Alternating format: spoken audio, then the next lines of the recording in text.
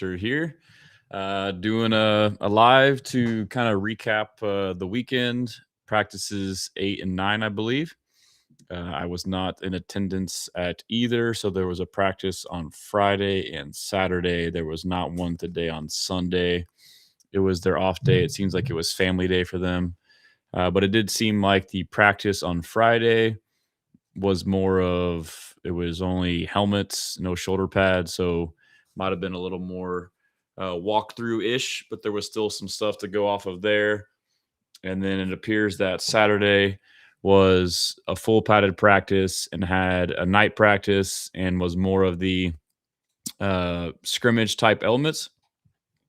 I know that weather was an issue for fans that were there with lighting delays and having them go back and forth. So it sounded like it was a tough ordeal to get done, but I was able to follow closely from all the various beat reporters and other people that were there in person to kind of get a sense of what's going on, as well as watching clips, from the Texans, and as well as looking at John Harris's Harris hits, which are always good. So, as usual, we'll kind of just chop it up for a little bit as y'all pile in, do some Q&A, and kind of talk about it in a roundabout way that way.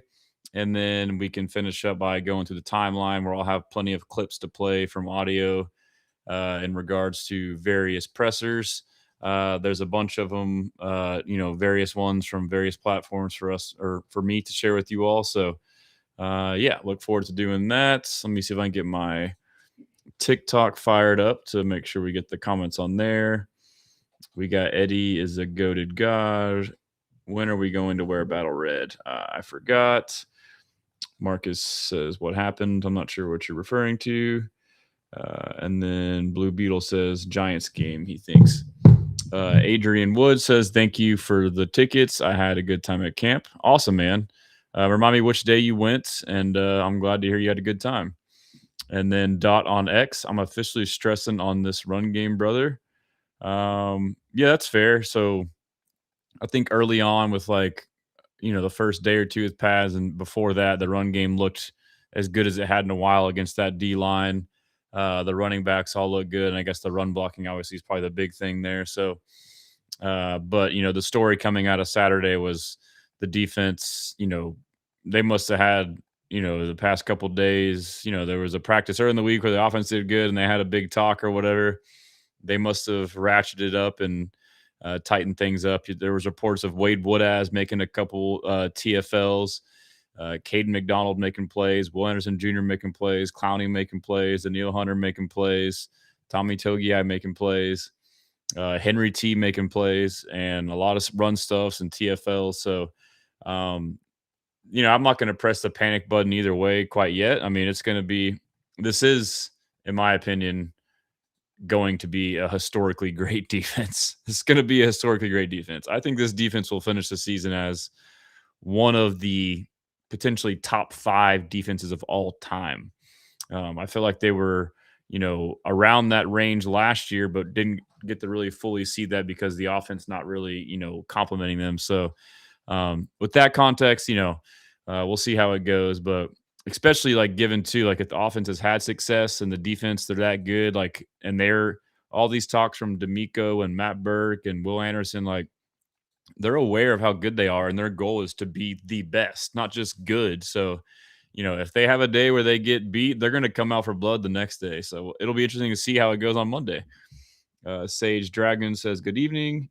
Gregory Pickney, what's going on, bro? Marcus says, our running game about to eat. Yeah, I think they'll at the very least be better. I think they'll be average, which is all we need. So with the chance to potentially be better. Marcel, what's the deal with Brevin Jordan?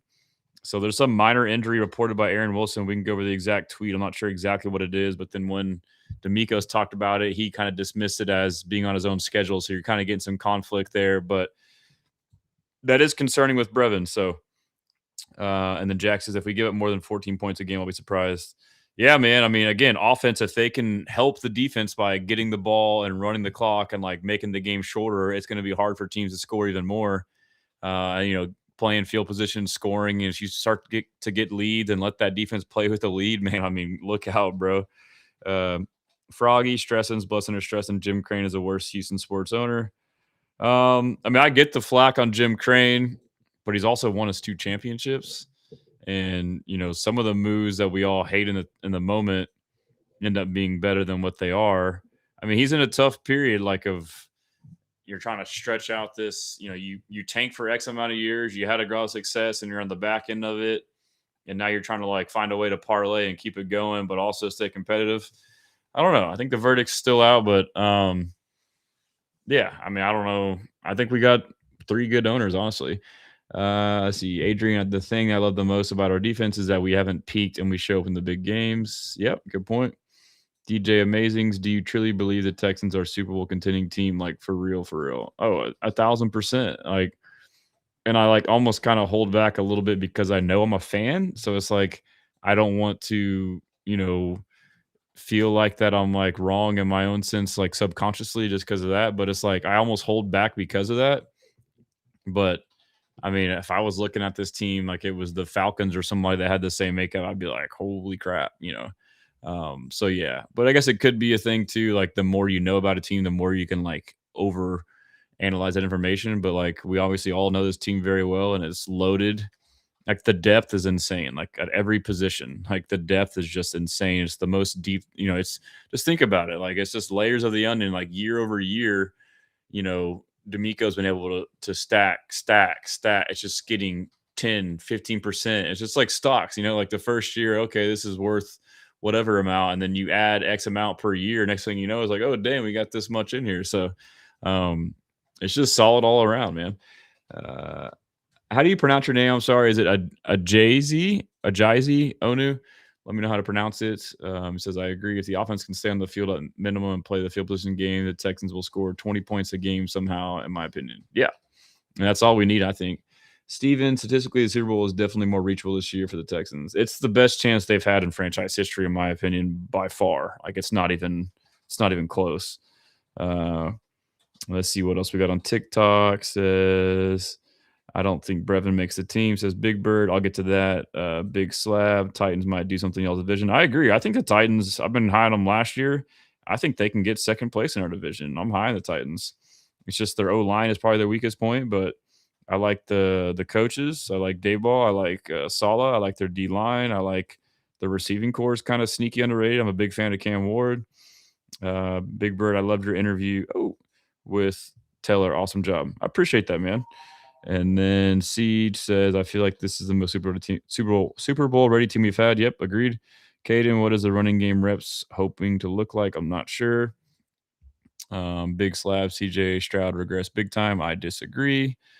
Dylan, what Texans game should I bring my wife to watch? Any of them. They'll all be good. Week 1 will be a good one. And you're wrong saying the QB is the only one holding team back. I disagree on that. Jack, what's the RB situation looking like? It's definitely obviously David Montgomery, and then Woody Marks is looking good to come help out as well. And let's see. What's up, Eman on TikTok, as well as Jay, as well as Sean G. And let's see. A Jezai. Okay. A Jezai, right? Jezai. My bad. Or a Jeze. A Jeze sounds like it'd be more. A Jeze. I'm sorry. You go by AJZ. That's cool. Okay. All right. Sage, how is the punting situation? So let me get to Brevin Jordan. So Brevin Jordan's dealing with some other injury. And I kind of realized like it came out like on Friday that he wasn't going to practice. And that's when it first kind of came. And I was like, you know what? Like I haven't really seen much of him. And when he's been out there, I haven't really like seen catches or whatever. And it's like, like again, when I'm there, like I'm not trying to say like I know every player in every position, how they're doing and this and that. It gets hard to watch it all, especially when you're in person and you got stuff going on. So I like that's a disclaimer, but like just from like the vague naked eye, like he's not just standing out. And that could be like just because he's not catching the ball doesn't mean that it's his fault. I mean, it's kind of hard to see if he's made any blocks. You're not hearing about it from other people. But like Cade Stover, I don't know if he's having like an amazing camp, but I've noticed he's been productive. Like the 2 or 3 practices I've been to, he's had 2 or 3 plus catches in every practice on like, short routes, but, pretty crucial, critical, quick hitters. Like he's, some of them it's just he's the first read or he's the check down. Some of them he may be leaking out as as the hot route, so he's getting smarter at realizing when to do this and when to do that, and then he seems to be doing decent blocking, and so obviously I think a lot of us agree. My opinion is tight end room is Dalton Schultz one for sure, Foster Moreau probably number two, and then Marlon Klein number three, in which you can maybe move those two, who knows, but I mean I think those three are locks. Like those three are locks. And so it's really, it comes down to tight end four, which we've all been saying is Stover or Jordan. And I initially going into camp, I'm like, okay, I give the upper leg to Brevin, just the way kind of Cade seemingly was regressing last year. But Brevin hasn't been healthy, has been flashing, and Cade's kind of doing better. And honestly, too, like in both those guys aren't like the 6'6" kind of builds, but Stover's a little bit bigger than Brevin, but Brevin's more of like the H move tight end where he's like more of a receiver and like wins off of his speed. But this offense in general, if it's like New England slash Rams, like they kind of value the bigger blocking tight ends. Like they want to run the ball. And then also Stover can play some fullback, which he's been taking some reps there. So he definitely has the edge there. Now, could they keep 5 tight ends? I don't know. And so I think the other part too, I started thinking about this as well.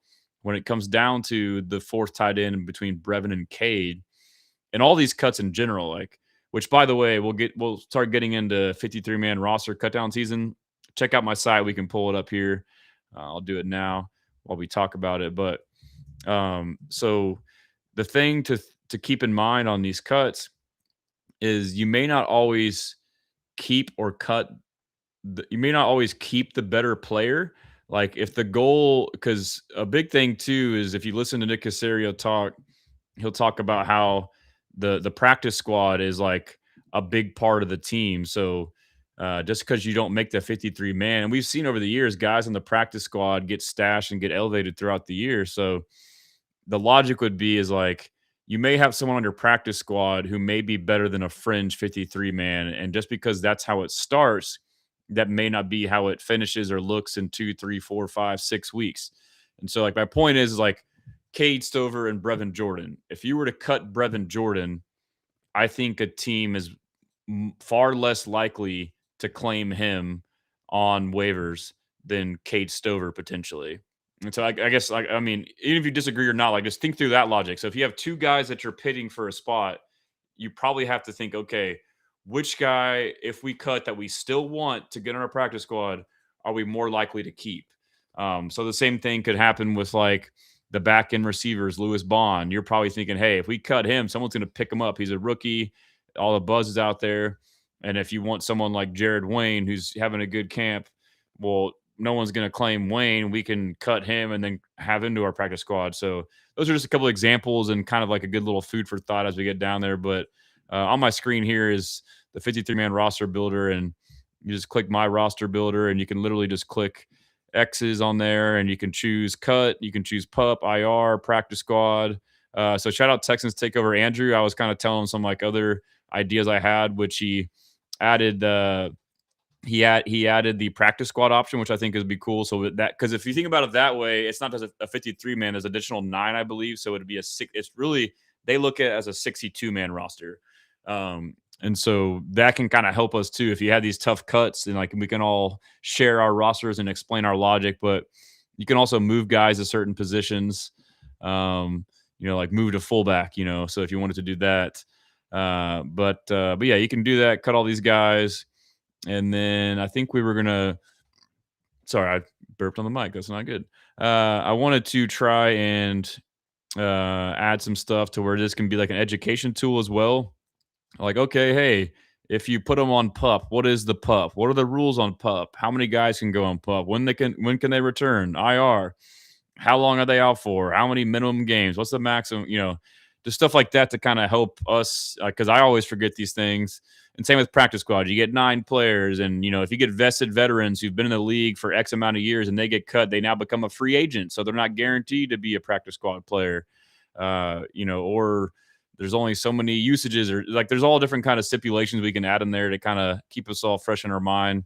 And then also too, when you do it, we got a community we got some on here where you can add your own one, and we can kind of view somebody's roster. Like here's one from somebody, and let's just see if I can find something off top that's Potentially, yeah, they got Kate on there. Okay.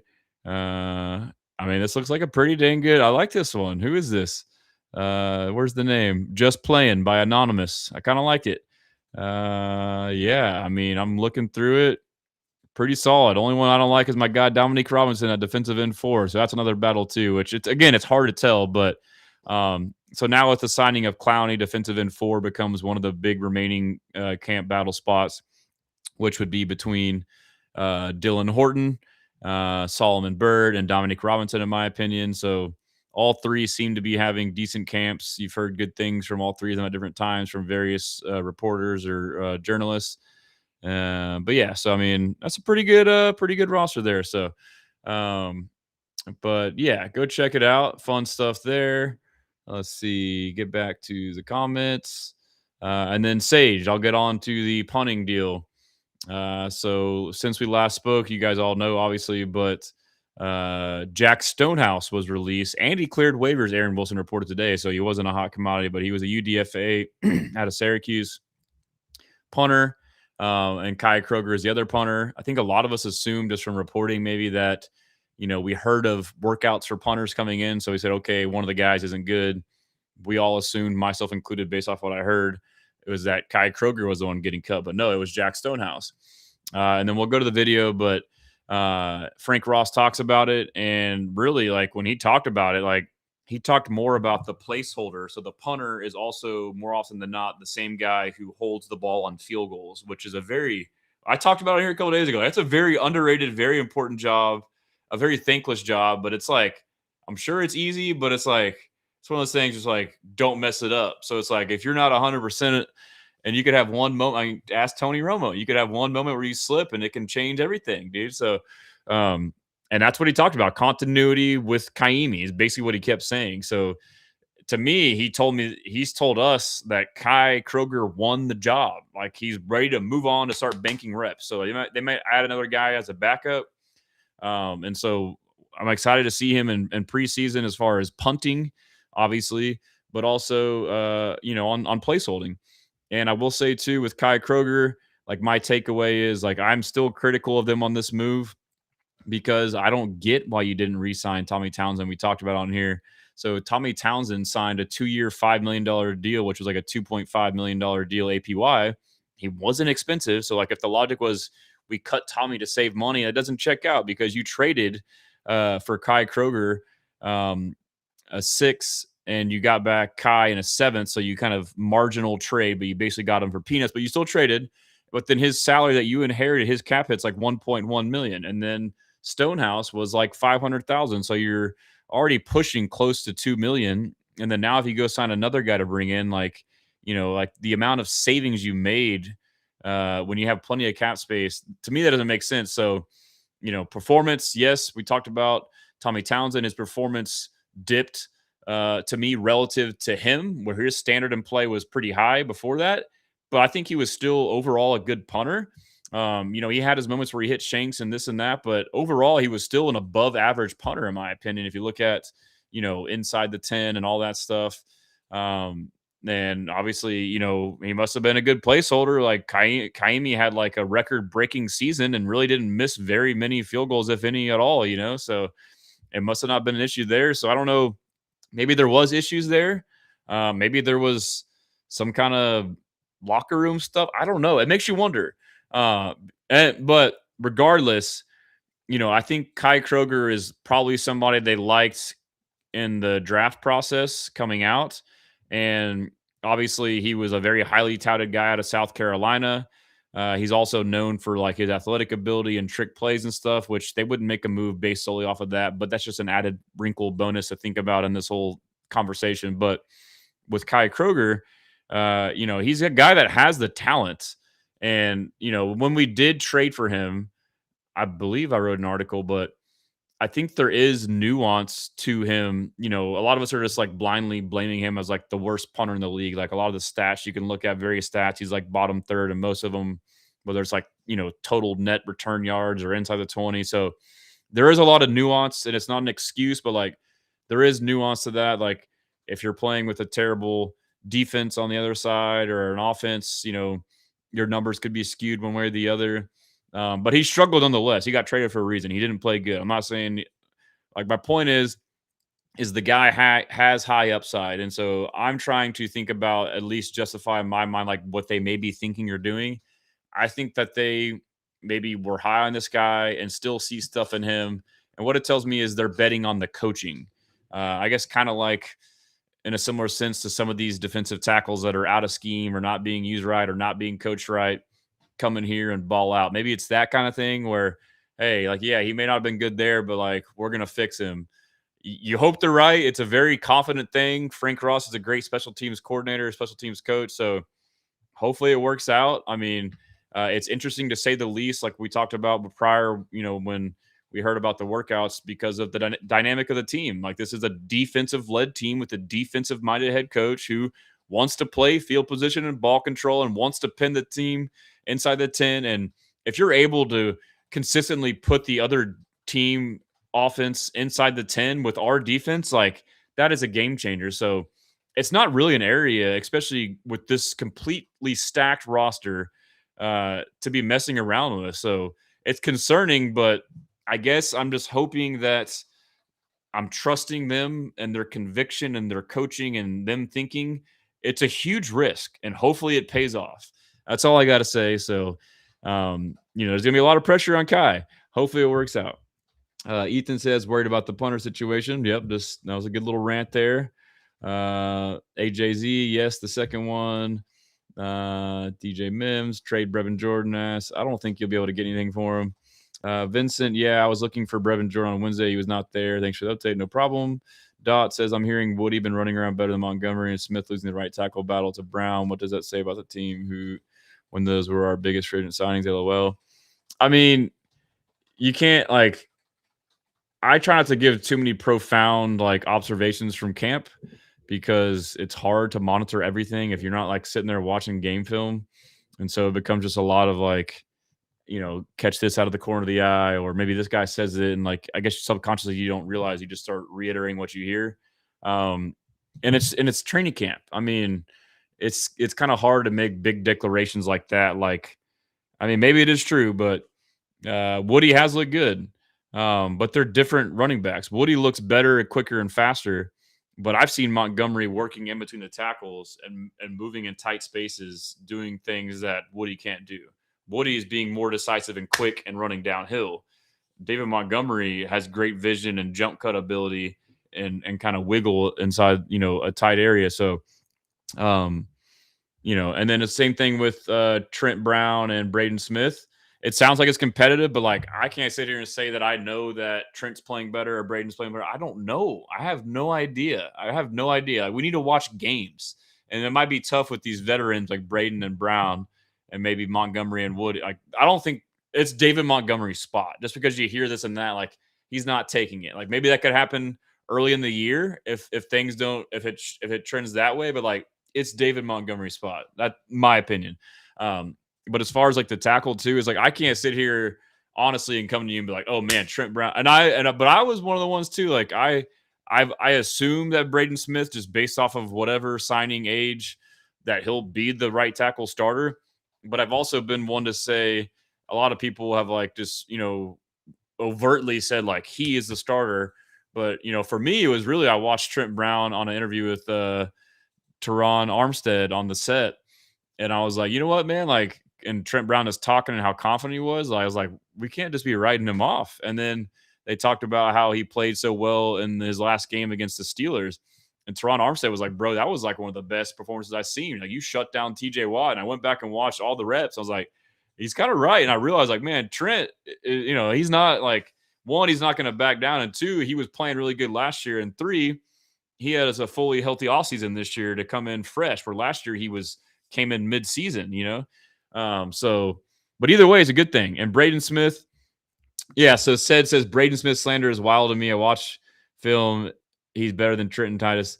Yeah, they're slowly working back his next. See, exactly. So, like, that's where, like, I don't really get into, like, oh, so-and-so is winning. It's like, how do we know? Like, there's no way that we can have observations about every single person that are like, this guy's kicking this guy's butt. This guy's kicking this guy's butt. It's like, are you watching all 11 on 11 every play? Like, it's pretty impossible to do, especially in person with people around you, people talking to you. Like, I mean, it's like you take a small little deal and you extrapolate it. And I'm not trying to I'm not trying to say that in a way to like diminish anybody's takes or opinions, but just me personally, like I'm trying to get better at it. Like I'm guilty of that too, but I'm trying to get better of like I know we all it's like as fans, like we want to hear these things. Like I want to hear this guy's kicking ass and that guy's kicking ass. It's like I want to tell you that, but I don't want to like say it because I don't really know, you know? But yeah, I mean, I agree. Like Braden Smith, so you have to I guess there's like two. It's kind of like similar to the Stroud topic. Like we all want to say off of one game, off the Patriots game, the most recent game, like he sucks, he's terrible. But it's like let's look at the whole picture. Like, oh, okay.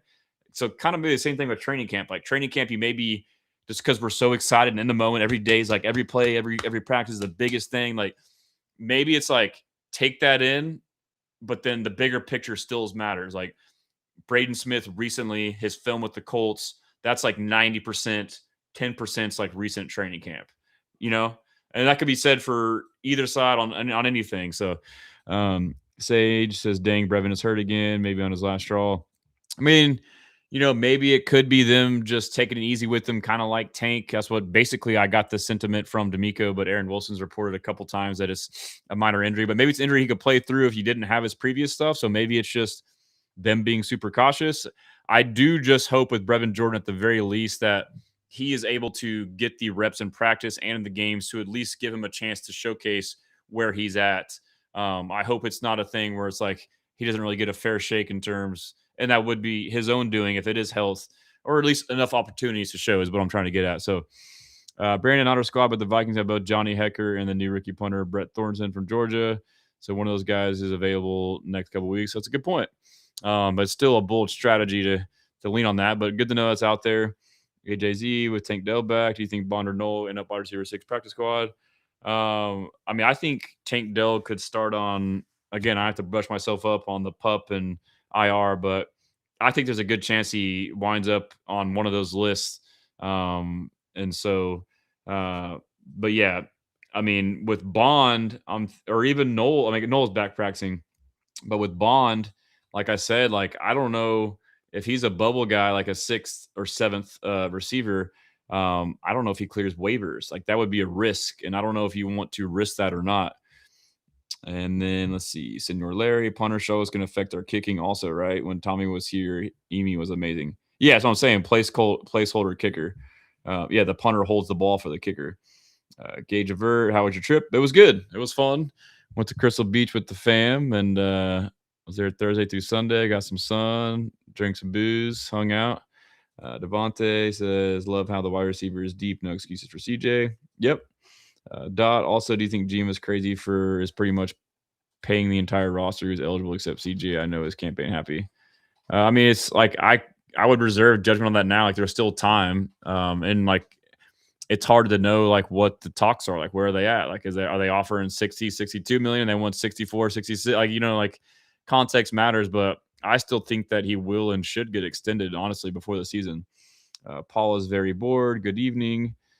Brandon, 6 other NFL teams have second punters that won't be staying on their roster next couple weeks, but like if that's the case, and then you have Frank Ross going up there preaching continuity, particularly in the place holding and the kicking game.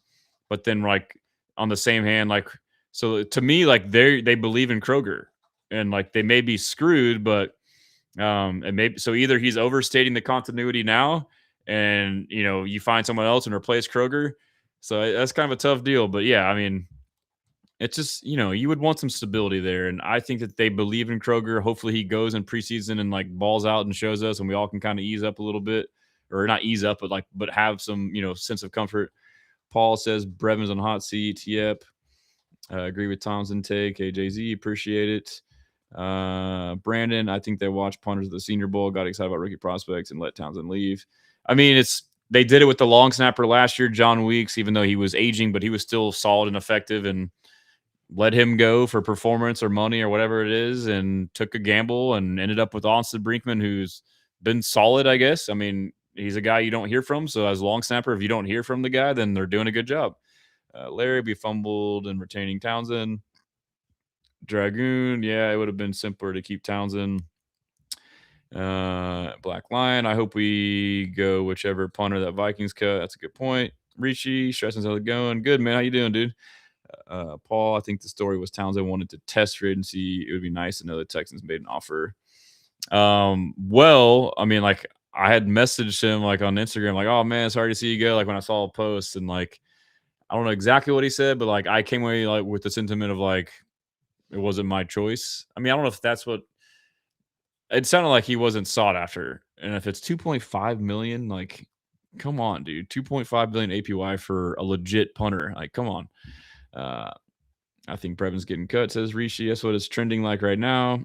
King coach with no run game and Stroud, better at Pro Bowl punter. That is very true. That is very true. But I mean, I don't like agree with like if you're, saying Stroud sucks, but I'm saying like if the offense is struggling, you even more so need a better punt game. Who do you think is a lead for linebacker 3? I mean, I don't know. Again, like you hear reports, Wade Woodaz is balling out. I think that, I mean, I've said from the beginning, based off of tape and prospect and all that stuff, like Wade Woodaz would probably be the LB3 once EJ Speed was hurt, especially in like passing downs, like dime packages. I guess that wouldn't be a dime package because he's a linebacker, but at the will linebacker, I could see him subbing in as a passing down linebacker. And yeah, like he's exactly like how I thought and expected he would be. Like you just see a video of him just like talking to the Texans, just looks like a bully, like in a good way, like a guy that'll like just kick some ass. And he's been exactly what I imagined as far as personality wise. Aziz Alshire on Sports Radio 610 called him Brian Bosworth, like the mean linebacker from OU back in the day. And then people were reporters are comparing him to Brian Cushing now. There was a play in special teams practice that was a live drill where him and Solomon Byrd got into it and blood was involved. And he's been starting fights and chippy, kind of like Keelan Rutledge on the other side of the ball. Larry's so close to having a good team overall. Then we miss on putter position. Yeah, I mean, right now I'm stressing, but I'm holding. I want to wait and see preseason action before I like really start to get mad. But currently it's like you had a great option. So to me, it's a gamble. Maybe it pays off and you improve. Who knows? You can still have a good team without a punter. Ramon says, give Braden Smith a break and let him rest. The older our tackles get, the more rest they need. Swap them reps. Yeah, I mean, I agree. That's the right take. We're only 9 days in. We're still a ways away. But like for us diehards, like every day, every second's the biggest thing. But I agree. And it's tough too. I think part of it is like we want to know. I mean, that's the whole fun of being a fan is like we want to know the battles and think this guy and that guy, or root for this guy, root for that guy. But yeah, I think that's the correct context there. Has the team tried Rutledge at left guard, JP at center, and Tell right guard? I would be lying if I told you, but my guess would be, I'm sure they preach versatility and rotations. I'm sure they probably did some element of that at some point. Ryan Willis, Stressens, I was listening on Spotify the other day. You played ball at SFA. I did. Yes, I was there from 07 to 11, but I would use the term play lightly. Rishi, I would not be surprised if special teams takes a hit this season. I mean, they did last year, and this is a bounce back year for Frank Ross. They did last year relative to Frank Ross's standards. And you look at the Seahawks last year, they were a top defense, and they were a top special teams, and they were, an above average complementary offense. Like that's the recipe. That's us. So, Brian, what are your thoughts on Jalen Smith, Jalen Reed, and Kamari Ramsey?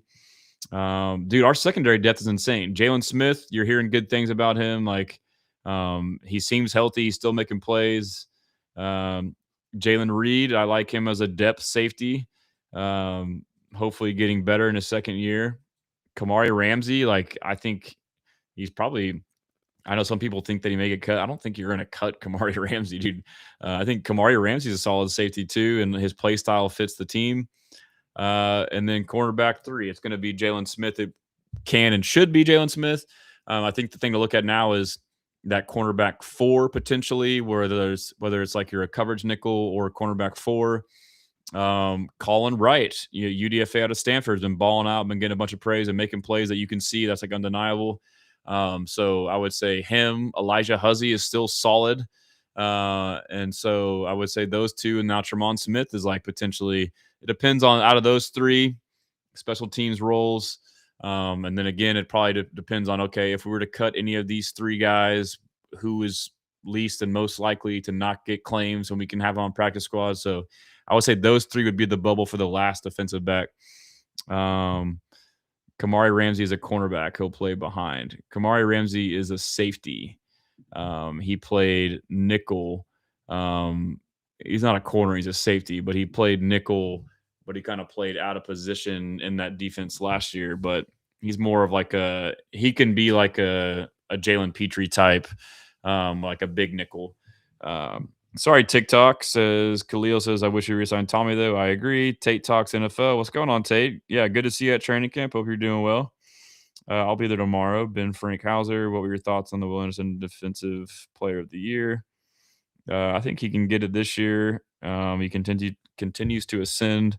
Chico, I don't think I ever heard the O-line being more aggressive in a while. Yeah, that's a good takeaway. Is like just the attitude and the culture DeMeco's wanted is finally here. Like, it sounds corny and cheesy, but like actual mean linemen that are not going to back down. They're not individuals, and they're going to play through the echo of the whistle, as Keelan Rutledge likes to say.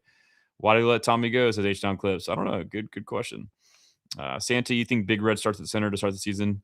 I do, and I've been saying it on here, and we're going to go through clips, and it's going to like justify a lot of my logic. But my logic is obviously, one, you draft him in the first round, and you traded up to draft him.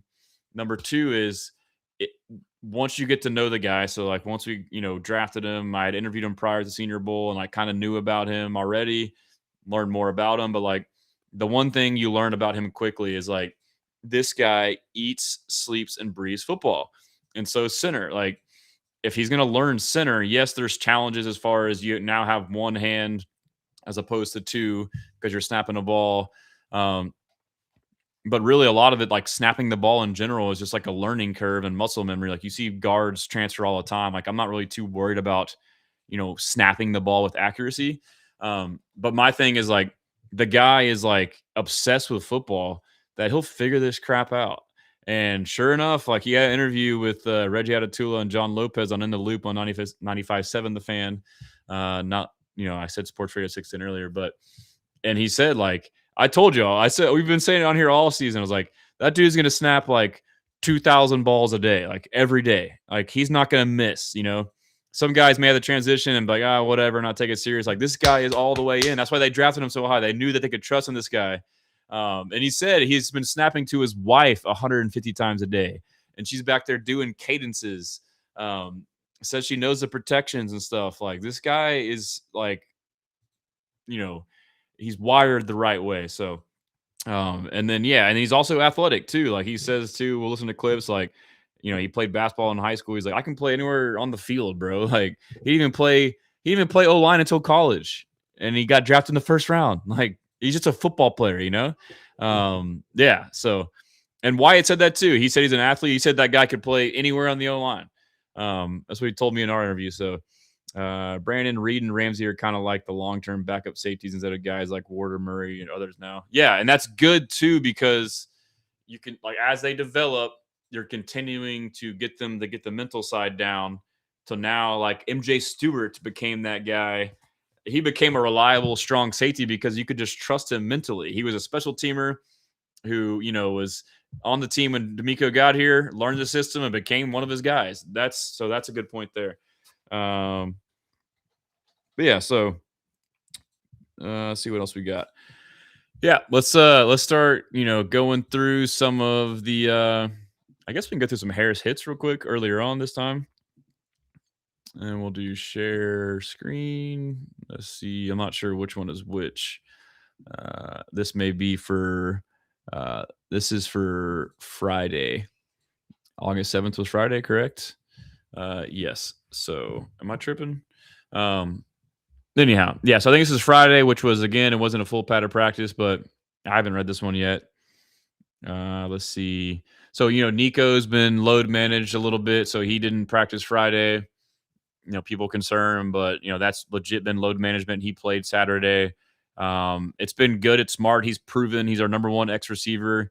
He's had a history of some soft tissue stuff in the past. They kind of load managed him as well in the spring, which this guy doesn't need to be overworked, but So one, you preserve him, he's proven, but two, you give more reps to other players, most notably Jaden Higgins, where that has paid dividends alone. Like when Nico's not there, naturally, if Nico's on the field, you're going to look at Nico every time, like because he's always going to be open, even when he's not open. So now when he's not on the field, you're forced to get chemistry with other guys, and the connection with Jaden Higgins has thrived as a result, as well as just anybody out there. Stroud, as DeMeco says, how he wants him to play the position is, you know, you just throw to the open receiver. You throw where the defense tells you to throw.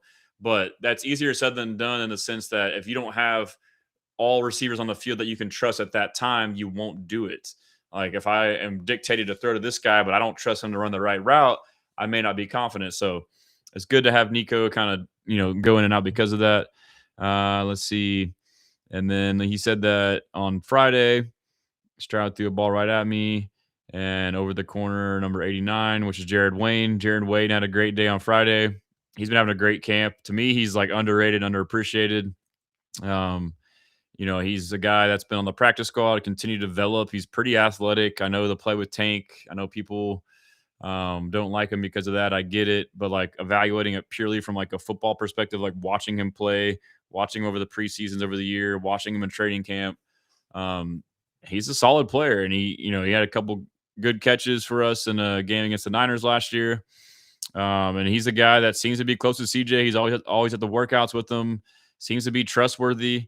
So yeah, he had a good day Friday. And let's see, the play. Marlon Klein's been flashing lately.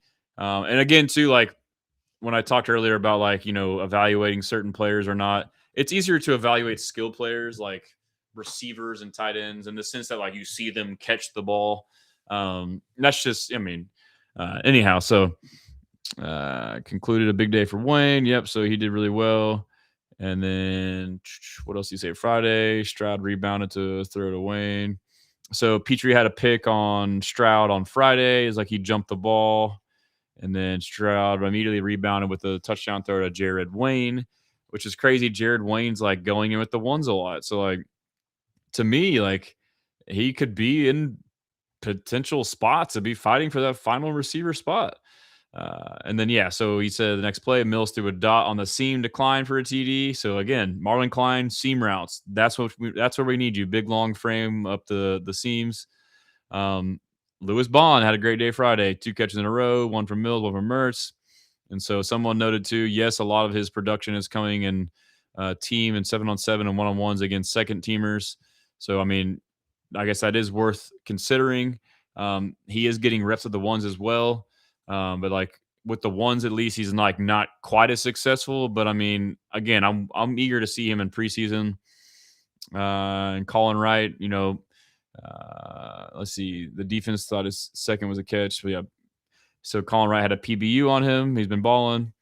And let's see, there was no pads. Clowney decided that he was going to wreck a few plays, about 4 or 5 plays after Henry's forced fumble. So there was a peanut punch by Henry T on David Montgomery, which he recovered right after on Friday. And yeah, Clowney is just continuing to wreak havoc, dude. Like that you can see too. Like it's good. It's pretty easy to see a D end wreak havoc. And even though the pads were off, Noah Willington had a great run. So he's been having some good days. Jaward Jordan, it was reported by Aaron Wilson a day or two ago that he is out for roughly a week with a hip flexor. So that's a bummer, but I get it. To me, he's proven this will give Noah Whittington. It could be a thing where it's minor and they're probably err on the side of caution, and kind of like the Nico being out, giving other guys chances thing, similar with Jawar. It gives you more looks at Whittington and Pittsburgh, but Whittington I've liked out of Oregon, fighting for a roster spot. British Brooks is also out with a broken hand or thumb, I believe. And so he's getting a chance to get more reps, and he's taking advantage of them. And so we'll see, if he can make the roster. Hopefully, if not, he's a practice squad guy that you can keep and no one claims. But Jawar, hip flexor, I used to get those all the time. That's a nagging injury, so I'd rather them, exercise caution on that.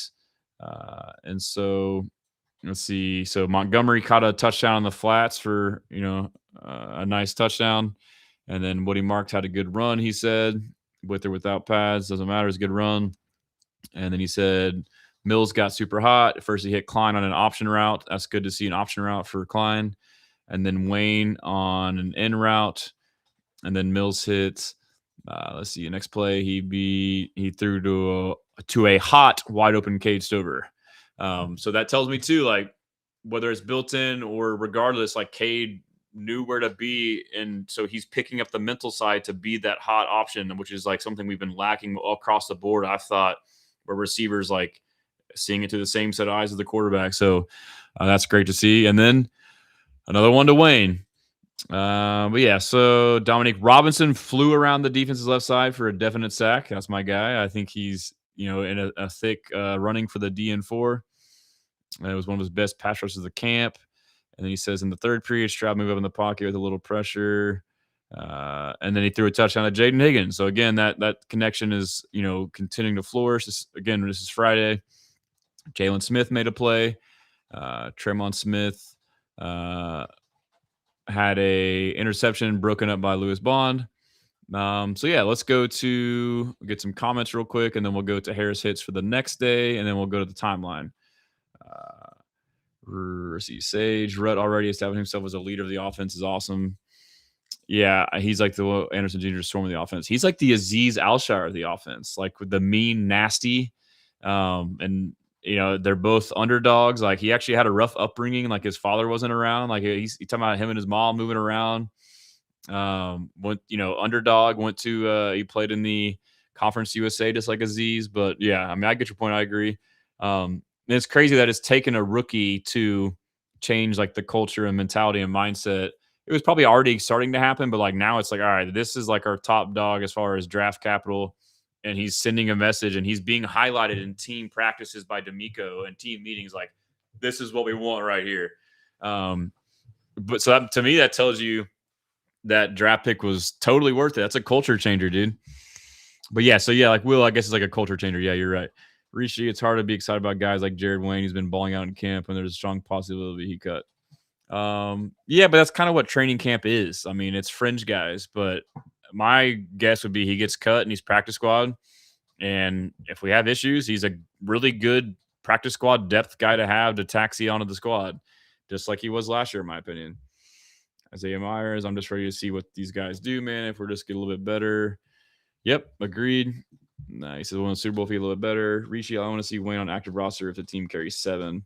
Yeah, I mean, it'll be a tough climbing for him. Is Klein balling? It sounds like it. He's making plays, making catches lately. So I think his blocking needs to improve. But listening to like Caley and DeMeco, like they like that one. Like he's showing like the want to initially, and then Caley has mentioned he's gotten better blocking. We'll go through some clips. It'll probably pop up.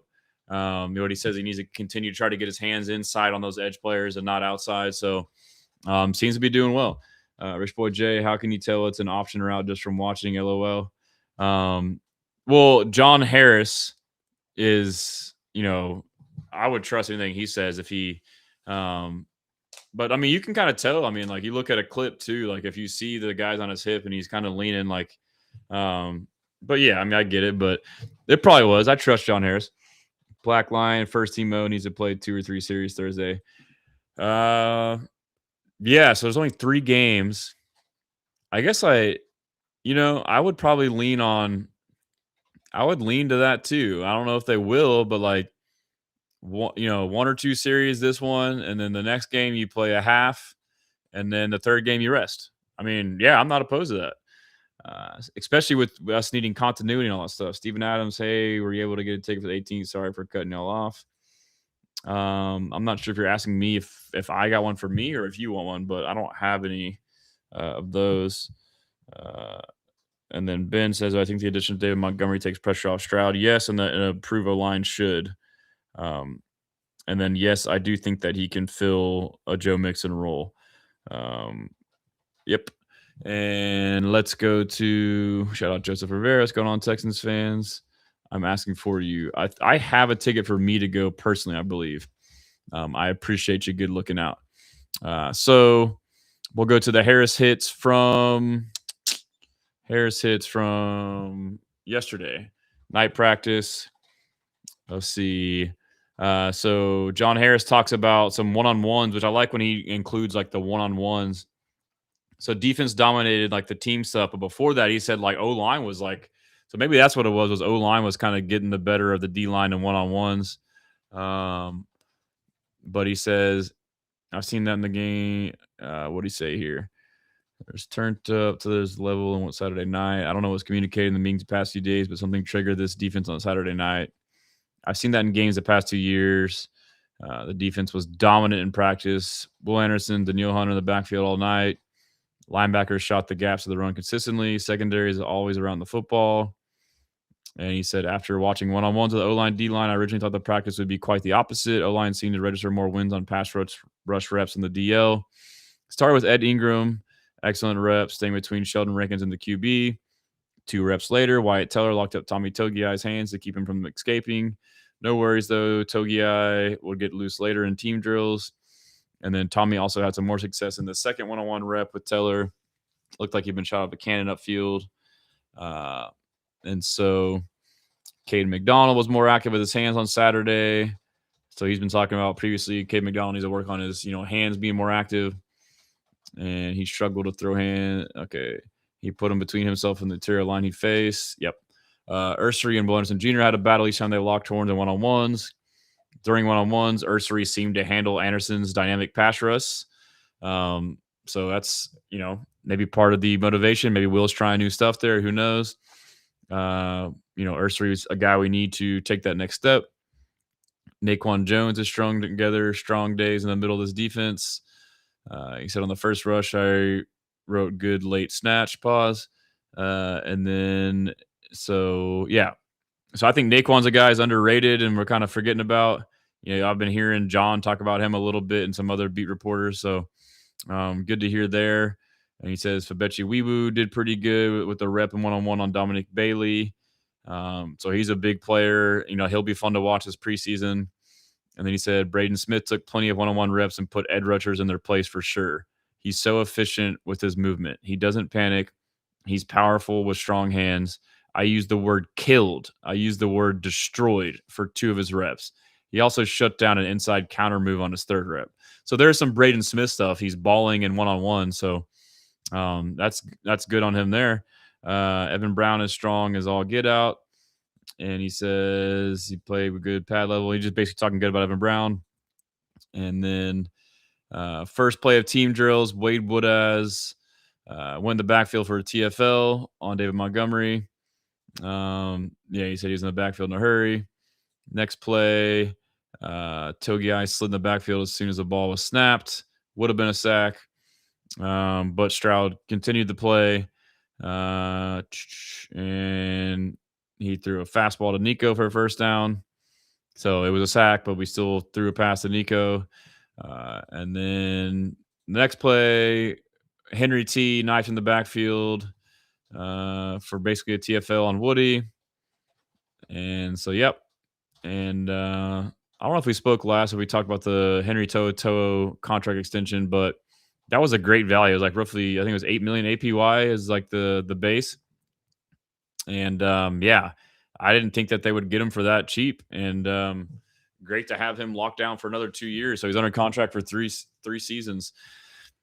And then Mills, Lewis Bond on a deep over. It was broken up. Solomon Bird shut down a play for a TFL. So, he seems to be playing well.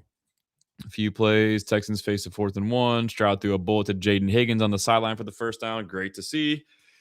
Ball had some sauce on it too, but Higgins enveloped the ball in his chest easily. Pause. And then it says, the next play, Jalen Petrie hit a blitz so perfectly he got in the line of scrimmage for any linemen.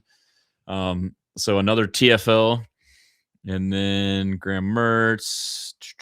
Let's see. Mertz play action on 4th and 1. Hit Marlon Klein on an out route, and he scored for a touchdown. The Texans posted that clip. It was nice to see him catch and run upfield and score. He's moving. Yeah, that's what he says. Dude was moving. And then the first team period was completed. Did a simulated game situation, mixed in special teams. 3rd down the first series. Hunter brought the funk, would have sacked Stroud. Texans let the ball go. Unfortunately for the offense, the ball found the hands of Kamari Lassiter. He said sack or INT. So it sounded like it was, I don't know, from hearing this and watching reporters, like if they just like threw the ball. Regardless, bad play for the offense. 2 plays later, Stroud hit Higgins on the speed out. And he says it stands out the timing. Yep, the ball's been getting out quick from what I've observed when I've been there. And then 2 plays later was 2nd and 6. Back shoulder throw by Stroud to Jared Wayne. And like another play from Jared Wayne. Like Jared Wayne has chemistry with CJ Stroud. CJ Stroud has showed you like you don't have to be a big name to connect with him. Next play, Lassiter shot in the backfield. So I guess another like no gain TFL. 4 different players, you had Henry, Wade, you had Petrie, Kamari, and then Stingley didn't practice in this practice, load management. That gave Colin Wright some reps at the ones too, supposedly. And then after that, Stroud up with a seed to Justin Watson on the far sideline for first down. Might have been his best throw of the evening, says John Harris. Again, this is on HoustonTexans.com, where you can see it on his Twitter, J Harris Football on Twitter. And then Mills, Josh Caley is also like a solid depth receiver. He makes plays when I see him at practice and over the years. Caught a pass in the middle from Mills, and then again Mills to Stover. Quick in the flat type throw, I assume. And then Dominic Robinson. Next rush, he was in Mills' face or would have been sacked. He says, I've seen Robinson win more and more on the edge in the pass game over the past week. He's been much better since the pads came on, and he has a different gear than any of the edge rushers on this team. In fact, 2 of the next 4 plays were disrupted by Robinson, which is crazy because when I interviewed him earlier this year in the spring, he said with the Bears, obviously their defense was different. He was more of like a 5 tech over there on the edge and a factor in the run game. But, he was saying like he was like, I want to say 260 plus, and now he wants to be down to like 240, maybe 230. So he's a bigger guy. But, still being one of the more explosive is insane. Like, the dude's a specimen, dude. Like, his measurables are crazy. So, yeah, it's good to hear for him. Lassiter struck again as Nico broke up a back shoulder fade on Nico. So to me, Lassiter and DeMeco highlighted this and has been highlighting it. But, like, as soon as we had him rookie year in camp, the first thing he was notating was, like, the way he finishes through a rep. A lot of DBs will get beat and just quit. But you can still fight through the rep and get beat and recover and win the rep. Like we'll see here a one-on-one play where Nico had him on a back shoulder fade. It was 1, and then it looks like Nico drops the ball, but it's because Kamari fights to the final whistle to get the incompletion. Next play, Lewis Bond. So the next play was a pick. He tried to throw Lewis Bond over the middle, and Harris says he was late, and Kalen Bullock, ball hawk, picked it. And then Toa forced an incomplete pass. And then he says, but I gave 3 asterisks to Stroud on back shoulder throws to Higgins. That combination is getting more. Yeah, so Colin Wright was on him, still draped, and still got it. And then it says Danielle Hunter with another pressure sack. And then he says, perhaps the best run of the day. Noah Whittington hit his seam on the left side for a great violent down block from Blake Fisher. Whittington found the seam but couldn't miss it as Fisher. So Whittington's been having big runs like the past 2, 3, 4 practices. Josh Caley made another catch. He mentions Dylan Horton with a violent rush. And then let's see, Mertz down the low red zone. He threw a pick to Brandon Codrington. Final team period. Will Anderson Jr. destroyed it. He was in Stroud's face the first 2 steps on the first play for a sack. And then Henry T hit Woody for a short completion. And then Anderson jumped off sides on the 3rd play. And it looks like Kaimi hit a 60-yard field goal. And then Mills took over, and it was Sokowitz got a big first down, even though it would have been a sack by Clowney. Shout out Clowney. And then hit Cade Stover again, close to the end zone, Cade Stover, and then got another field goal. So enough of that, but that's good stuff from there from John. I love the analysis from John, smart guy, and he's like locked in on that stuff. Rich Boy's a cyber bully chat. Rich Boy's my guy, dude. Jay Molly and Dynasty League. I have Nolan Baum. I have to drop one of them. Who should I drop? I would drop Bond. I would drop Bond for sure. Rishi, did you see the Pro Hall of Fame game? It was quite surprisingly very good. I watched like a little bit of the first half, and then I saw the end. But Carson Beck, kind of nice, dude. Good quarterback play. Let's see. We got Brian. Who do you think the Texans will keep for DT depth? I'm not sure if Rio is a lock. If they keep 8 to 10, you got Will, Danielle, Clowney, Tommy, K-Mac, Sheldon. Is that 6? That's 6. And then let's just say I'm gonna say Dominique Robinson on the edge. Is that 8? That's 7. It's late. I'm sorry. That's 7. But Naquan Jones is gonna make it. I think Naquan Jones is a lock on the. I would say he's a lock. That's 8. And so, and then Logan Hall. I'm sorry. Yes, I think you keep up to 9. I think Naquan Jones is the last one. Maybe not, but I mean, you want to have 4 edges, and then Logan Hall is, your big end who can play tackle and there. So I think they'll probably keep those 9 is my rough guess. Eli Cox and Colin Wright are my 2 favorite diamonds in the rough. NFL sleeping on. Nice. Drew Wilkinson got 2 training camp tickets for tomorrow. Anyone interested? Y'all give him a shout. Arthur Foxake, so the offense is looking like 2025. Who would have thunk? It's one practice. Henry T is a family celebrating. I mean, they're not, because overall, they're much better overall collectively so far than they were at this point last year. Rishi, Henry contract ensures they'll have a current starting leveling on defense for 2 many years. That's insane. That's very scary to think about. Brian, who do you think the Texans will keep for LBs? How does Wade Woodaz, Marte Mapu, Jacob Humble, Jamal Hill, Aiden Fisher look? I don't know personally how they all look. I can just say like the reports, but based off of what I'm hearing and like before, Wade is definitely a lock. I mean, high draft pick. He's at the very least an elite special teams player. Hummel, I think him and Jake Hansen are potentially battling. Hansen could start IR pup. Who knows? So that could give Hummel, an in there. It would be hard to, Jamal Hill, they value. Marte Mapu, I like him too. I don't know. That's going to be tough. I'll have to do an episode where I go through and do my 53-man on my website. So again, real quick, if you haven't seen it, since we're getting all these questions, y'all should go check it out. HoustonStressens.com. And then as soon as you get there, at the top, there'll be a 53-man roster. I'm sharing the wrong tab. Right here, 53-man roster, and build it out. So there's a lot of good questions. I mean, that's good competition for that linebacker room back end, receiver back end of that. The DN4, the defensive tackle question's a good one. But yeah, I think that, if just speaking from tackles, Togiai, Rankins, McDonald, Hall, locks. And then you got Jones and Edwards, like they may be battling for a spot together. So I think what we're going to work on too is doing like historical data, like under DeMeco. And this year they kept X amount for this position. This year they kept X amount to kind of help you formulate your opinion. Dragoon will be, I'm trying to talk too fast. Sage Dragon. Will you be attending all of the remaining training camp?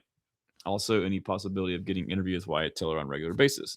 I'll be there tomorrow, and then I have another one for the joint practice. Any other public ones I'll try to make.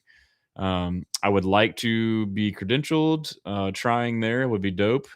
But Wyatt expressed interest to have another one on a later date. I don't know how often these guys would want to do it all the time, and I also wouldn't want them. I know as the season goes, things can change, but it'd be nice to interview him again. It'd be nice to interview another player before the season. I know they get a break Labor Day weekend. I had some talks with other guys, so it would be like I like the long form sit down where you can just like chop it up and like really get into whatever you're talking about. Black Lion, have you seen CJ using dummy counts to get a look at the defense during camp? I haven't observed, but that's a great question. It's something we want to see. I know we did hard counts more so to get them to jump late in the season against the Raiders. But yes, that's what we need. Now that we're getting out of the huddle, with more time, do the Peyton Manning set hut, wide 80, Omaha, do all that to get looks. Yes, I agree. Raymond DeAnimal 21 or Ramon DeAnimal 21. Thanks for the super chat. Just showing appreciation to your work with the super chat. Really appreciate that, bro. Very kind of you. Yo, which rookies are you most excited to see in preseason games? Wade Woodaz, he's going to kill somebody. Who else? Obviously, I mean, all of them. Keelan, Caden, Lewis Bond will be dope. So that's probably like those are like the main ones, but obviously Kamari Ramsey would be tight to see. Yeah, I mean, got some. That's really what it's for, is getting a look at those guys, because we've seen them in college, and now we're kind of seeing and hearing practice. Like, let's see a game, Any Colin Wright info? Yeah, I mean, there's rave reviews about him. Matt Burke spoke. I'll play the clip shortly. I try to talk so fast to get this stuff done, and then it ends up being counterintuitive because then I have to go back and repeat my words. But yeah, Colin Wright. He's a native out of Missouri City, UDFA out of Stanford. He's had Kalen Bullock praise him, Derek Stingley Jr. praise him, Kamari Lassiter praise him, I believe DeMeco, and then most recently, Matt Burke. And they're all saying, like, the dude is around the ball 24/7. He had an interview with, I forget who it was. I'll post it shortly, the clip. But he said, like, he liked that Coach Dino Vasso tells the corners to attack the ball. And he's like, I like that because that's how I play. Like, and not every system tells you that. So, like, for me, it's like, all right, cool. Like, I'm going to go attack the ball. And, like, that's what you're seeing. So it's the way we coach. We're aggressive, like a bunch of ball hawks. Kamari attacks the ball. Kalen attacks the ball. Stingley attacks the ball. So, yeah. Marlon Klein, Wade Woodaz, Kamari Ramsey, Lewis Bond. Yep. Marlon Klein. Of course, I want to see Marlon Klein play. What's the hot take on Aiden Fisher? I don't know about hot take, but I mean, he's the guy you want to keep on the team. So, like, if there's a chance that you cut him and someone claims him, it'll be hard. Worst case, you want to get him on practice squad, but you want to be sure that you do, because he seems like he'll be a guy that can stick around as far as the mental makeup, the IQ, the swarm, solid at the very least, backup, in-depth, Mike linebacker, probably a good special teamer. Joseph, so many position battles on offense and defense. Yep. Caden says yes. Colin Wright, you went to Stanford. You smart. I agree. So yeah, let's get to the timeline now. Might be a good time to get to the timeline. Oh yeah, here's some of my shirts. Let's see. I got my shirts in. Here's the JJ Watt Houston versus everybody. Looks nice. Came out really good. Cushing one looks dope. Obviously it's wrinkled, came out of the package, but the Comfort Color tee is the brand I always use. Very comfortable tee. And then here is the Jalen Petrie Houston versus everybody. Kind of had to try to make sure I didn't do logos, but it's kind of like a cartoonish and like a blur. It's the hit on Rashee Rice. But if you want to get a shirt or anything on there, if you go to the site, HoustonStressons.com, and go to the store, if you use the code capital HVE, as in Houston versus everybody, you'll get 10% off through the end of the month. But yeah, so let me scroll through the timeline.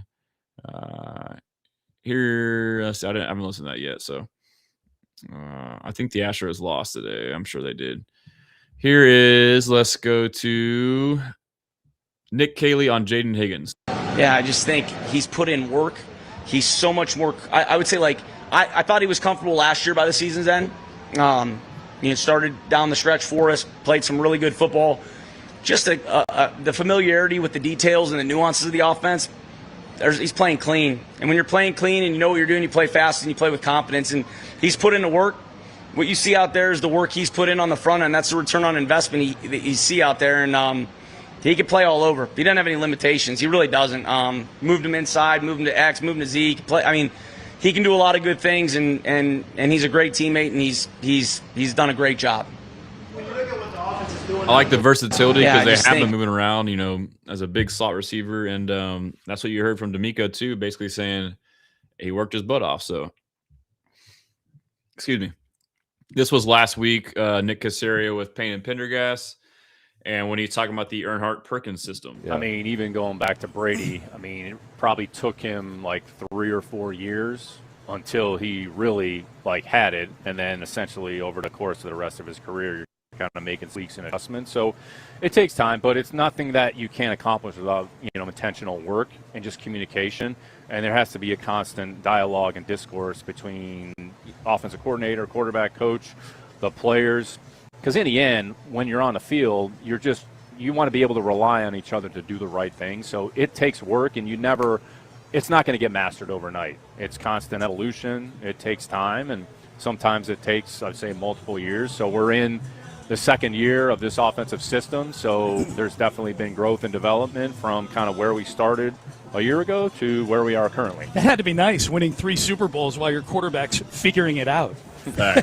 Well, yeah, but Brady will tell you that, that he wasn't. Well, I saw somebody on. Somebody had this montage of he's.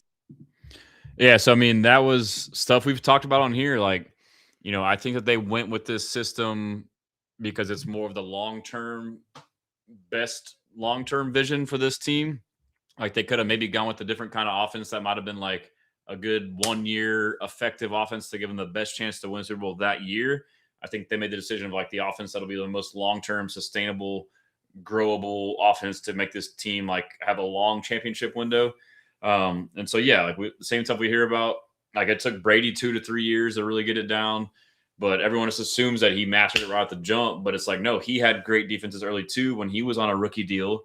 So it's kind of the same for CJ. That's not to say that CJ will ever be anything close to or get to that Brady level, but it's, I think there's some misconception that Brady was always this genius. It took time for him and the people around him. That's the big thing too. And that's the point that Nick made here that I've always harping on, and it may be annoying, but he said it here. Sometimes it takes multiple years. Let's see. He said I don't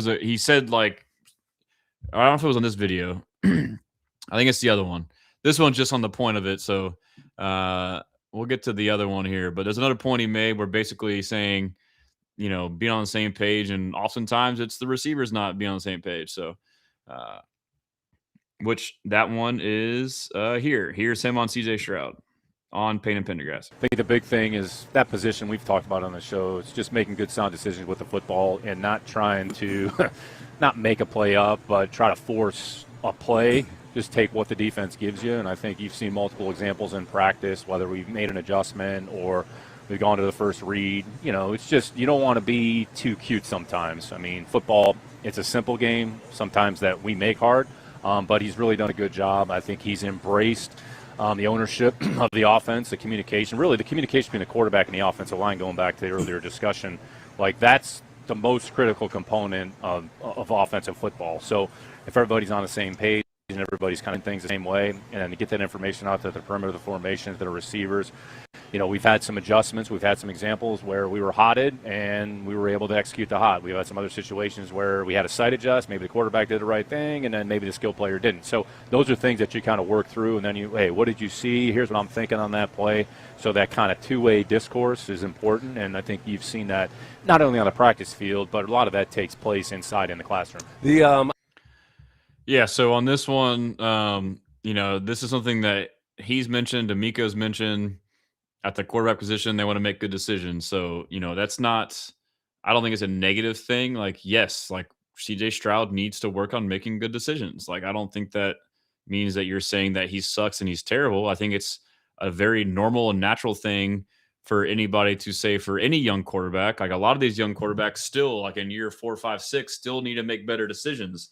That doesn't mean that you can't read the defense. It's about when they're saying that, they're talking about this is more of the game manager talk. Hey, and I've talked about it all the time. You grow up as this home run guy and you're the man your whole life and you win because you making plays, taking shots, and now you're being asked to condense it down. Take the check down.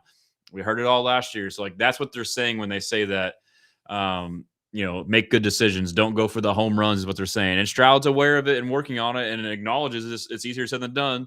And there's also a balance of knowing when you can do both. And, back to the other video we just played, Brady early on won while still learning the system.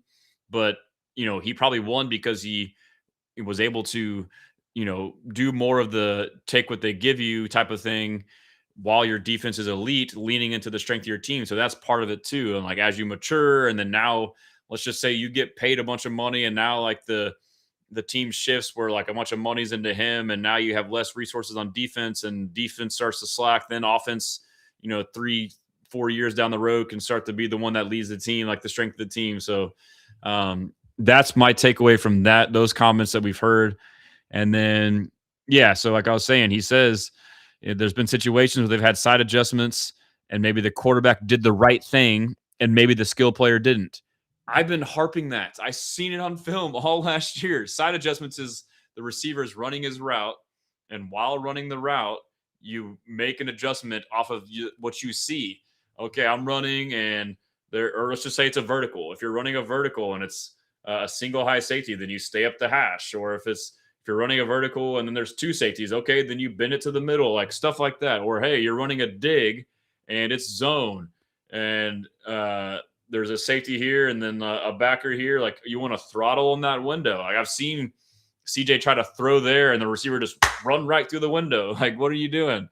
Or if it's, if you're running a dig and it's man, you're supposed to keep running away. So like there's stuff like that. That's been things that have come up. So shout out my guy, Jordan Poole. Appreciate you tapping in. James McMillan on Facebook. Where do you see Taki fitting in the depth chart? Haven't heard much about him yet. I personally haven't talked about him or, done a lot of looking at him, but I don't know. I mean, he's a guy that got signed after we had injuries at the position, but, he's like a veteran.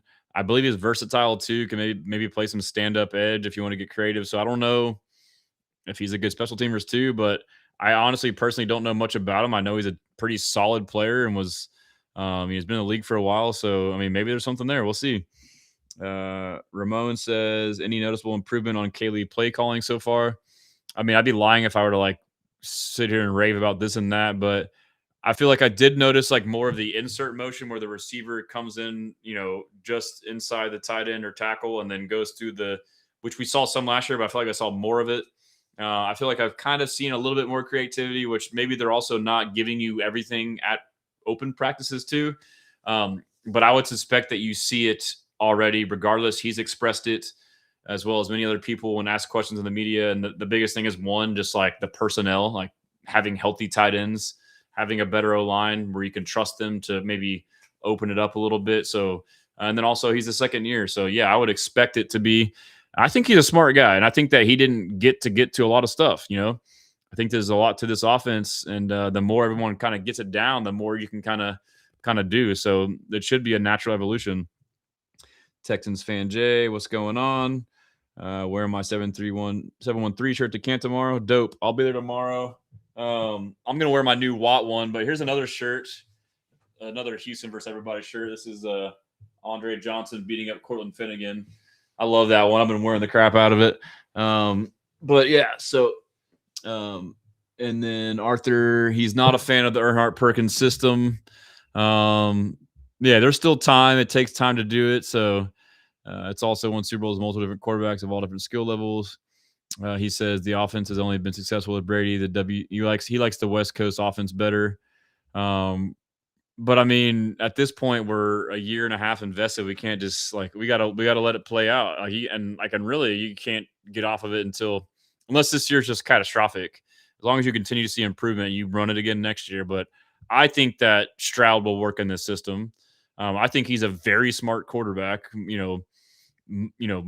Disagreeing with a lot of people that just like, oh, he's a dumbass S2 test. Like, if you watch the film, bro, like you watch the film and you watch where his eyes go, like he's like almost always making the right reads. Or you watch the film and you see where he throws the ball and the receiver does this and that does that. It's like, okay, that was right. Like he said, the quarterback was right and the receiver wasn't. Like, and then you listen to him talk, like I know talk can be a lot, but like he knows football. He's football smart. I will be at training camp tomorrow. What's going up, Texans Takeover? Yes, sir. I will be there. The defense is signed for the next 2 years. Offense is coming on. However, the punter situation is concerning. Second year should help a lot. I guess you're talking about my point is like eventually at some point there'll be resources allocated into the offense. And if CJ gets a big deal, that won't hit until 3 years, 4 years, the big hits. that's when you could start to see a shift over time where where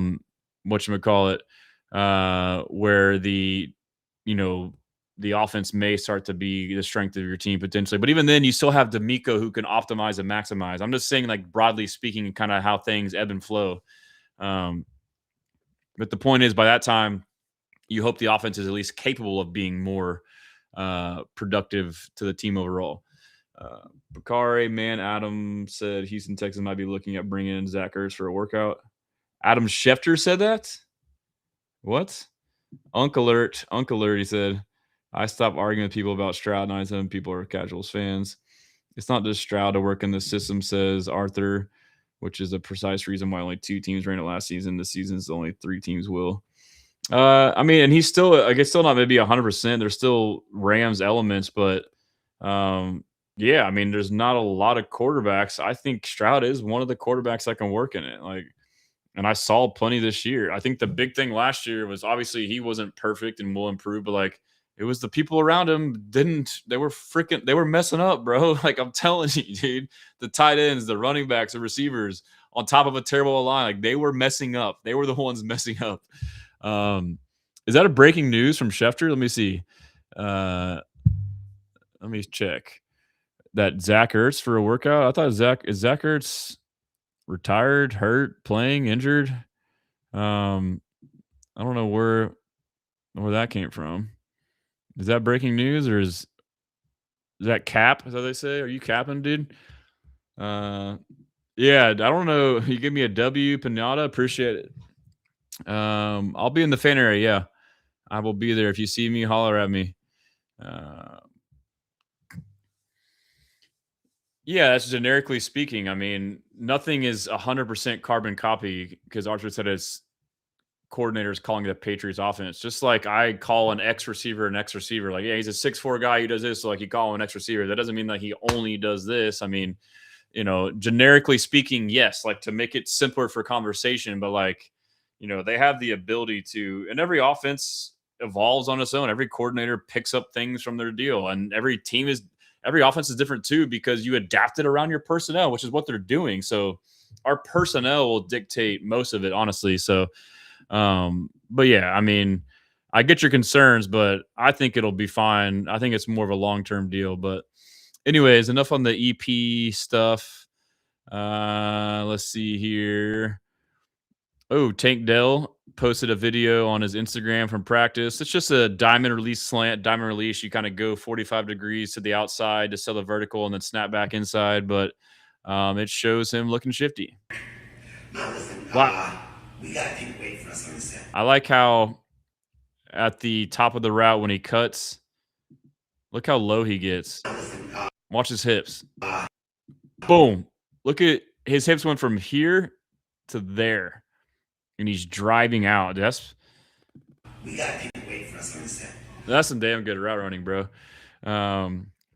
Here's Clowney the other day when he's talking about CJ Stroud playing against him his rookie year, and then him overall. Back and giving our secondary a chance to make plays. Do you remember your first year in Baltimore, your first game against CJ? Yeah, and I missed 2 sacks on that joker. Yeah, I missed him. I told him I missed you on the sack one last year. That's what happened when you walk in week 1 and you rusty, and you don't get no training camp. So, like I said, that's why I came here now. Try to knock the rust off a little earlier so I can make some plays this season. Did you notice the difference between that game and then when you played him again in the playoffs with CJ? Yeah, he was a lot better. He made a lot better decisions with the ball. He made a lot quicker decisions than he did that game.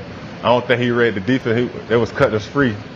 And I was just like, okay, maybe he don't see some stuff, but he got a lot better between that. And he a lot better now, you know what I'm saying? Just, it develops over years. It takes time. Everybody walk in. You got some people walk in year 1 and just take off. Some people walk in and you got to build it up. You never know. It's just a mindset you got to have as a player. And that's why I say everybody can't play this game. It's a hard game. You can lose it early, your mindset, or you can build it. And I had to build mine, hopefully build his. So just continue to work like that. That is true. It is a mentally tough person's game. Like, Clowney could have easily folded with all the adversity, and he's fought through, and has had an awesome career. Stroud is, a very polarizing person and gets all the hate and criticism in the world.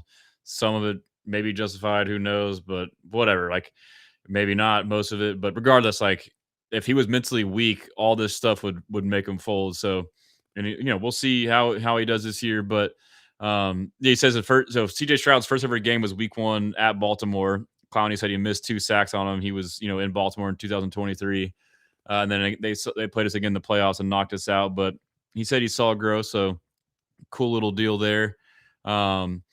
Pretty good interview by Jonathan Alexander on his YouTube with Keelan Rutledge. Go check it out.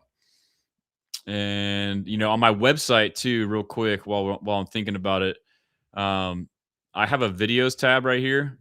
If you click that, if you ever want to find more long form content and don't want to sift around YouTube for it, I have a bunch of curated playlists. Like that's my stuff. Interviews, every interview you want, boom, it's right here, bro. Like I watch it, I'll put it on there, boom. Like go say less, fam. I got you. It's all right here. Like I'll find all this stuff. That's what I do. My algorithm is crazy. But also like I'll move this one out, but my vision is to have, and I have playlists for every player. So like if you want to go to DeMeco Ryans, boom, every DeMeco Ryans one. You want national analysts talking about the Texans, boom, right there. You want CJ Stroud, here's all of his most recent interviews, highlights, Henry T, mic'd up. Like I got them for everybody. But I need to, my goal is this week is to, I have a lot more playlists for basically every player, to get a roster of the team. And it would be cool to have a roster of the team and you can click on each person and then watch all these videos to go to these playlists. And also like maybe have like their social media and stuff to look at. And then it would be cool as well. I need to make this into an app. Like basically it may look like this, or maybe there's like a dumbed down version just so you can put it on your phone, because I feel like a lot of the features on here could be utilized a lot more by everybody. But it needs to be, more mobile friendly and just like an app. And then I can send alerts. And then maybe I can get more into having articles. I haven't written an article in a while, but I can do more articles on like more of like the news ones, just breaking news. And it's just not really, I like to do the analysis ones, but obviously while you're there too, click subscribe to the free newsletter. Haven't done that in a while. I should be doing it, but I can only do so much, but yeah, so I need to share my timeline again. I clicked out of that, so we'll go to here. But yeah, so I don't see anything on Earth either. I don't know where that came from. Bakari O-line was not as talented this year. I seen on Facebook, but it could be fake, and Earth is clear to participate in football activities. James McMillan, we are interested in Terran Arnold thoughts. I don't know if that's, I know he worked out with the Seahawks. I know we were interested prior, but I think that could change. I think that was just due diligence, but if there was like actual interest, I think our cornerback room is looking pretty solid. I don't think we need to, but you never know. Arthur, yep, we're locked in. Black Lion, holding for field goal is one of the hardest but easiest things to do in football. So is long snapping. Yeah, dude, we overlooked that stuff, man. And all you got to do is mess up once and you're like the worst guy in town. So like, that's kind of nerve-wracking to think about. You could be great at your job 8% plus of the time, mess up one time, and everyone hates you. Texans takeover, you can tell by the way he runs it. You can trust his body, which I like. Who was that you're talking about? Tank. Yeah, that's right. Tank will be the difference this year. Tank is uncoverable, man. Look at that. Yeah, he's crazy, dude. He is a route runner. Clutch City, CJ needs some whatever, making everyone think Caleb Williams is amazing. Yeah, dude, Caleb, like, that's what's crazy to me. Like, so in a boiled down sense, Caleb Williams is like a Madden run around, scramble, make a big play. The dude, like in the playoffs in particular, will suck for 75% of the game. And then the fourth quarter have 2 or 3 little Madden scramble plays and throw a bomb. And he's like, oh, this guy's awesome. That's not sustainable, bro. Like, that's not a sustainable way to play. Like, so I've been kind of like holding my tongue, like publicly, like tweeting wise. Everyone's just like, oh, he's like, and it happens like the stage and the moment. Like, yes, I'm not taking away like he's got ice in his veins and like makes crazy plays, but like that's not sustainable. Like, he's not a consistent, methodical pocket passer. He is a newer generation athlete. Just throw the hell out of the ball. I don't know if he can and will be the pocket passer, cerebral, read a defense guy. He does have the benefit of having Ben Johnson, but we'll see. I mean, they got some O-line, turnover. So Yeah, national analysts. Yeah, it's nice to look at the national analysts and then criticize them. That is true. That is true. The Texans should hire you for their app. Yeah, I would make that shit popping, dude. Texans. I saw the Schefter post about Ertz, but it was a few days old. I never saw anything. Anyhow, so back to the nails. What am I? Am I on the wrong thing here? Gosh dang it. We got to go back. Lost my spot. We'll get through it. Can't go too late. Got to get some sleep. Had a long weekend. Been drinking 3 days in a row, and I don't drink a lot, so had a lot of Coronas, ranch waters, all that stuff. Where was I at? Keep scrolling. Did I play this one yet? See, now I'm all messed up. I don't think I've played this one, but here is DeMeco Ryans on Jaden Higgins, which was Saturday. Higgins came back ready this camp. He came back ready. It showed in OTAs. It's showing now. Like, it's not surprising. Him and CJ are finding a connection because Higgins is doing a really great job of running his routes the proper way. He's playing with precision, and he's excelling at every level. Third down, he's winning, making plays for us. So, I mean, sky's the limit for Jaden Higgins because he's prepared himself the right way over the offseason, and that's what he's a really great example for young guys. You prepare the offseason the right way, you come to camp with the right better, you can do that. And he's put the work in, and Higgins came back ready. Yeah, so again, Caley talked about his work ethic, and Caley also mentioned too, like he's getting it more down mentally, like the late part of last year and this year. That's a big part of it too. I know it's annoying to talk about, but Higgins, dude, he's exceeded my expectations. Like I've been kind of tempering as far as like where he'll be, and like it seems like he's like it's undeniable. I think he's growing mentally, physically. I think there's an element of like he's always been this good. There's part of it now that CJ's just giving him more chances and trusting him. And so it's like, dude, yeah, if we can maximize his potential, I mean, look out, bro. Here, yeah, Aaron Wilson had a great interview with Colin Wright. Check it out on his page there. It's also on YouTube, I believe, but some good stuff there. I think I made one clip to share later. I'll post it. Video on the Texans YouTube with Dalton Schultz and John Harris. Here he is talking about the tempo and James Ferentz, the new tight end coach, O-line background. It's called a vibe. Do you feel a different vibe? You feel like things are moving faster, tempo's faster, communication's better? Dude, for sure. Do you sense all that? Oh, yeah. And I mean, you can sense that just by watching the practice. Yeah, like, right. Guys that were here at training camp last year and then just even being out here for the first 2 days, like, you'll notice an immediate improvement just with the tempo, how quick we're getting in and out. I mean, our coach is got a O-line background. He's very much like he's kind of harping on the fact that, like, listen, you got to look like a football team. Right. You know, that whole thing of like getting in the huddle, getting the call, getting out quickly, getting set. Like, you got to look the part and be sure that you're firing all cylinders when it comes to that volume snap. Yeah. Okay. Enough. It's called a vibe. Do you feel a different vibe? You feel? Yeah, good to hear that. Like it's real. I mean, them getting to line of scrimmage is definitely real. Here was Danielle Hunter on Saturday on Arante Ursary, who he's been high on the whole time. I've seen major improvement. You know, as a guy coming into his second year, man, he has tremendous feet. That's first of all. I mean, like, he's a guy where he has great power, great vision, great feet. You could definitely see a big jump from last year to what he's being able to bring this training camp. I expect big things from him, as usual, from last year, and a big step for him this year also. Good to hear from Danielle. I mean, he don't really say much, so. There was the controversy with Sion Takitaki wearing a Texas Rangers hat when his wife did a video of him, you know, signing with the Texans. She explained that it is not a Texas Rangers hat. It is a hat from from their company where they celebrate heritages, and is a T for Tongan. So a little sigh of relief there, but it still looks like a Rangers hat. But yeah, so I had this tweet earlier realizing, you know, practice, but I said, I've been seeing and hearing a lot of back shoulder fades being completed by CJ Stroud and the Texans offense to numerous receivers. Very encouraging and an element that's been much needed for this offense. You know, watching Fernando Mendoza in the playoffs and all season really at Indiana, just like connect on back shoulder fade after back shoulder fade. I'm like, dude, we need that.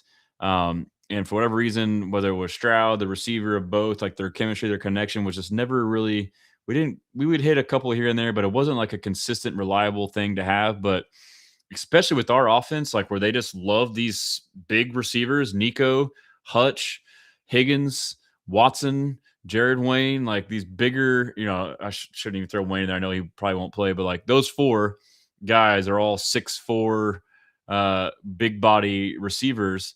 And so, one, if you're bigger, typically you won't get as much separation. And so if that's the case, if you're running a vertical, you're not going to be beating them over the top as often. Okay, well then throw it back shoulder and allow them to use their big frame and big catch radius to go get the ball. So that could be a huge development for us if that continues to click. And that's something too, like even if it's routes on, like even if it's training camp and it's, as long as there's a body out there, it's a timing and a feel thing. So like that can translate for sure. But here's Matt Burke on Colin Wright. We talked about earlier, UDFA. Yeah, I mean, he's made a play on the ball every day he's been here, I think, from the spring until now. I mean, to be honest with you, he's just always around the ball. Very sharp kid, very intelligent. So kind of on his business in terms of where he needs to be. There's not a lot of mental errors.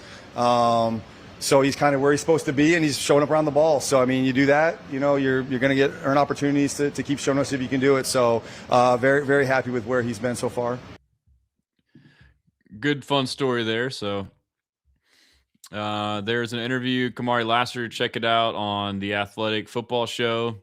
I'll share a couple more clips, but, he talked about the interception against the 49ers late in the game. I believe it was Juwan Jennings, maybe not, but they tried to run a slow go, which is a slant and go, and down in the low red zone. And Kamari said that earlier in the game in the same coverage, he jumped on a slant, even though they didn't throw it. So he said in the back of his mind, he like had the like his. That's the thing too, is like these players are smart and they're situationally aware, and they're like that naturally. But that's where DeMeco Ryans is good, is because they drill that into them to like not just know your assignment, but be aware of the down, distance, time of the game, situation. You can really like, that's the next level. So, but he said that like before that play, he's like, I know last time I jumped it. So they're like basically hinting at like, oh, I know they might try and get me. Like he almost set them up without setting them up on purpose. Like, okay, next time they run a slant, they're going to think I'm a jump. They're going to go for the slant and go. And he was ready for it and he picked it. So great interview there though with Robert Mays on the Athletic Football Show. Here's Matt Burke on Jadeveon Clowney. Obviously happy. We talked, I think the last time I was in here, about building depth in that room and obviously how we play.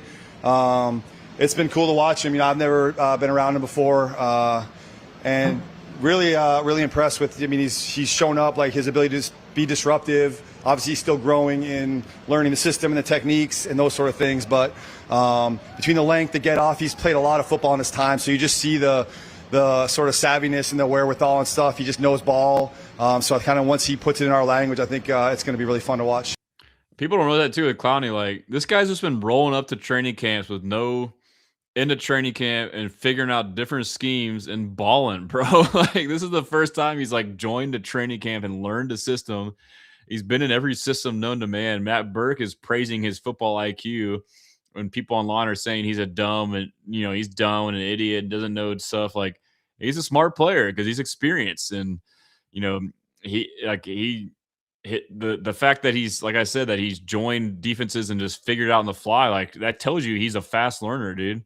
So that's exciting. Yeah. I mean, now that he can actually have time to get it down and hit the ground running rather than figuring it out, a couple weeks in the season. And then here's a clip from Nick Caley on Keelan Rutledge. The same thing we saw on tape at Georgia Tech. He's a tough, nasty, accountable dude that is getting better every day. I mean, he's playing a position that puts a lot on you. He's got great people around him. Cole Popovich, I love. That's my guy. He's working. He hasn't changed a bit. From the first time I heard him say, I don't even have a suit when he first showed up after the draft, I was like, I love this guy. I love this guy. But he's all ball and he's tough as nails. He's all day tough. All ball and tough as nails, all day tough. I loved his comment about the clothes too. When I saw that, I was like, this is the guy. Here's Nick Caley on CJ Stroud. Consistency, just really being even keeled every day. From the ability to move on from a good play to the next play, a bad play to the next play. His demeanor's been awesome. His approach, his process, it's been consistent. It's really been consistent since spring. And I'm proud of him and I'm happy. And I think that, you're seeing, just a consistent, steady performance every single day, and I think he's growing every single day, and just his comfort level with the offense, and he's had a really good process. Consistency. Good to hear. I mean, that could be underrated, a young player being consistent and steady. And then, here was Frank Ross on Saturday when asked about the release of Jack Stonehouse, and then him talking about Kai Kroger, which I've talked about earlier in the show. But you'll listen here. I clipped up a couple of different sections of the 3 different answers, and I'm pretty sure you'll get the same takeaway as me. Is like, 1, he's saying like Kai's our guy, and 2, it was like almost at least Jack being gone was because he couldn't hold the ball in kickoffs or on field goals is what it sounds like. Every position on our roster, always, and hopefully for as long as I'm here, always will be a strong competition. So we moved on from Jack Stonehouse. Doesn't matter who's out there. We're always there to prove ourselves every day, but I just thought at this point in time, it's always tough. It's a tough business. It's a hard business, and decisions are tough, but it's important for continuity of our group to make sure that specialists are working together and we could really devote our attention onto some specific people. So really thrilled and excited about the way practice went tonight, and we got to grow. We got to take a step forward because field position is everything in the game, as you know, and we'll go from there. Big word, consistency. Our job in the operation is to be consistent every time we walk out on the field. He's done a good job of taking strides forward from where we started with him, and we just believe that time on task will only continue to improve that. But, man, let's play small ball. Let's do the little things right before we open our game up. And I think that's been the message to him, and I think he's received it well, executed well, excited to see where he goes. Really thrilled about it so far. It matter. But again, that word continuity is super important this time of the year, and look, we've got a nice field goal operation. Like, we've got to improve it. And I think having Kai here through the first, let's call it, few weeks here at camp has been really good. Had another nice field goal set here tonight. So he's a big part of that operation, and anybody who's handling the football for us will always be. So excited about 15 doing his job as well. Yes, I mean, he repeats the continuity over and over again. So, and then here's another clip on that. I've always said to you, the players or cleats are on the grass, so it's important for the peers as well. And I could just see the operation and cleanliness where it has been with Kai. So, yeah, it did hit me, and you kind of, it passed the eye test, and we got to keep growing it forward. But, once it passed the eye test, you see him working with his teammates, meaning the snapper, kicker, in a certain way. Felt good about that. We'll keep it moving forward. I've always said to you, the players or cleats are on the grass. So basically, kind of reiterates everything we've been saying. And let's go. Jalen Petrie is getting a Guardian cap that's got decals on it. Looks pretty sweet. The Texans social media team posted. It's pretty cool. Only Petrie can make that look cool. Here's Matt Burke on the Texans defense. Talked about, we're chasing perfection. I know no one gets there, but we're chasing it. And we want to be better than we were last year. And the questions about people attacking us, so we have high standards. And it's not just me up here talking. It's every one of those players believes the same thing. And so it's easy to coach that way because, they don't know no one gets their feathers ruffled when you're calling them out. Hey, man, this is not how we do it, or this is not our standard. And honestly, sometimes, again, maybe the second group goes in and it's not how we do it. The guys in their position are already talking to those guys about, no, that's not it. Or we got to finish. I mean, the first play, to move the ball, we got to run bust offs because we just didn't finish and stop the ball. Our standard is we stop the ball when we have pads on in a run defense, and we don't just do that. You know what I mean? We don't tag off. So those things are getting coached by the other players, and that's how the standard gets raised like that. So there's been a lot of talk about what we can be and maybes and this. If we're gonna chase the dreams and the goals that we have, we have to have high standards and we have to hold ourselves to it.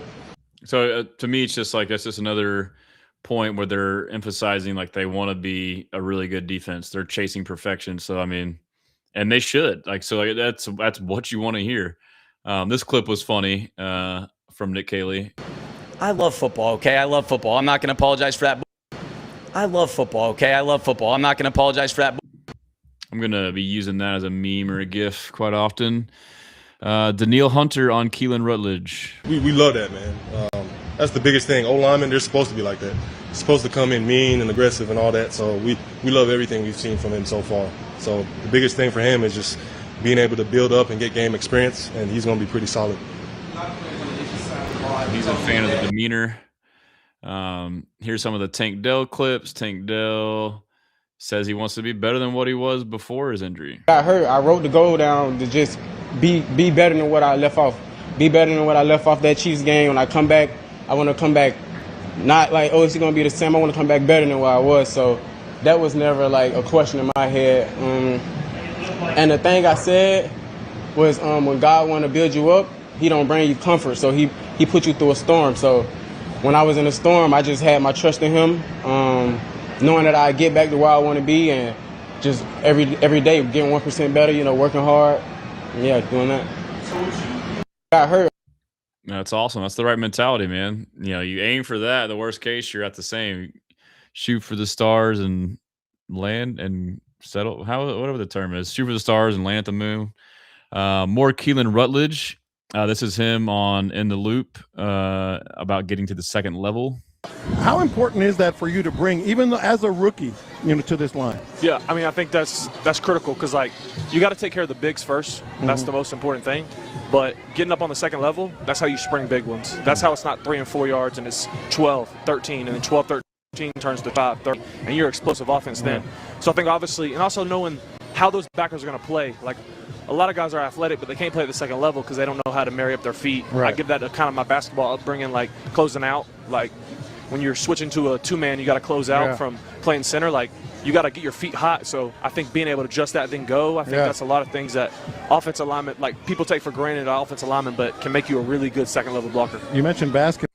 I mean, I love just the mentality of the second level because we weren't getting to it a lot, but that's a big thing in this duo offense. You double team, and as soon as it's taken care of, you go to second level. And I noticed that whether it was him or another lineman when I was there last week, I noticed someone getting to the second level and how quick it was. And I was like, man, that was quick and decisive. So yeah. And then you talk about his basketball background, the feet being a big part of it. Here's Trent Brown on SNL with Cody Stutes and Landry Locker. Interview they asked him about CJ Stroud. Confidence. Super confident.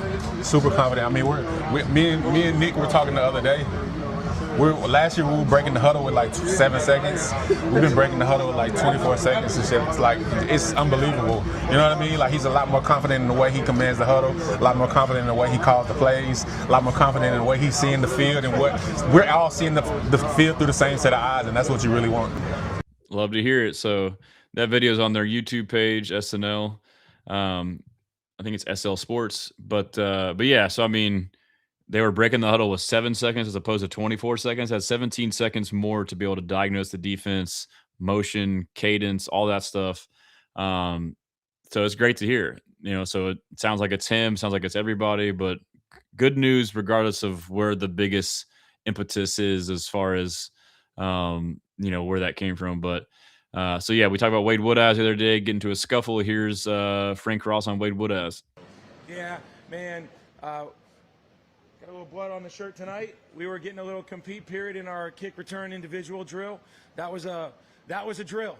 That was one. And watching Wade Woodaz and the fire, the intensity, I try to make sure our players know, at the very minimum, the personality, the identity of your coach is asking you to, get in the fight, stay in the fight, and be aggressive.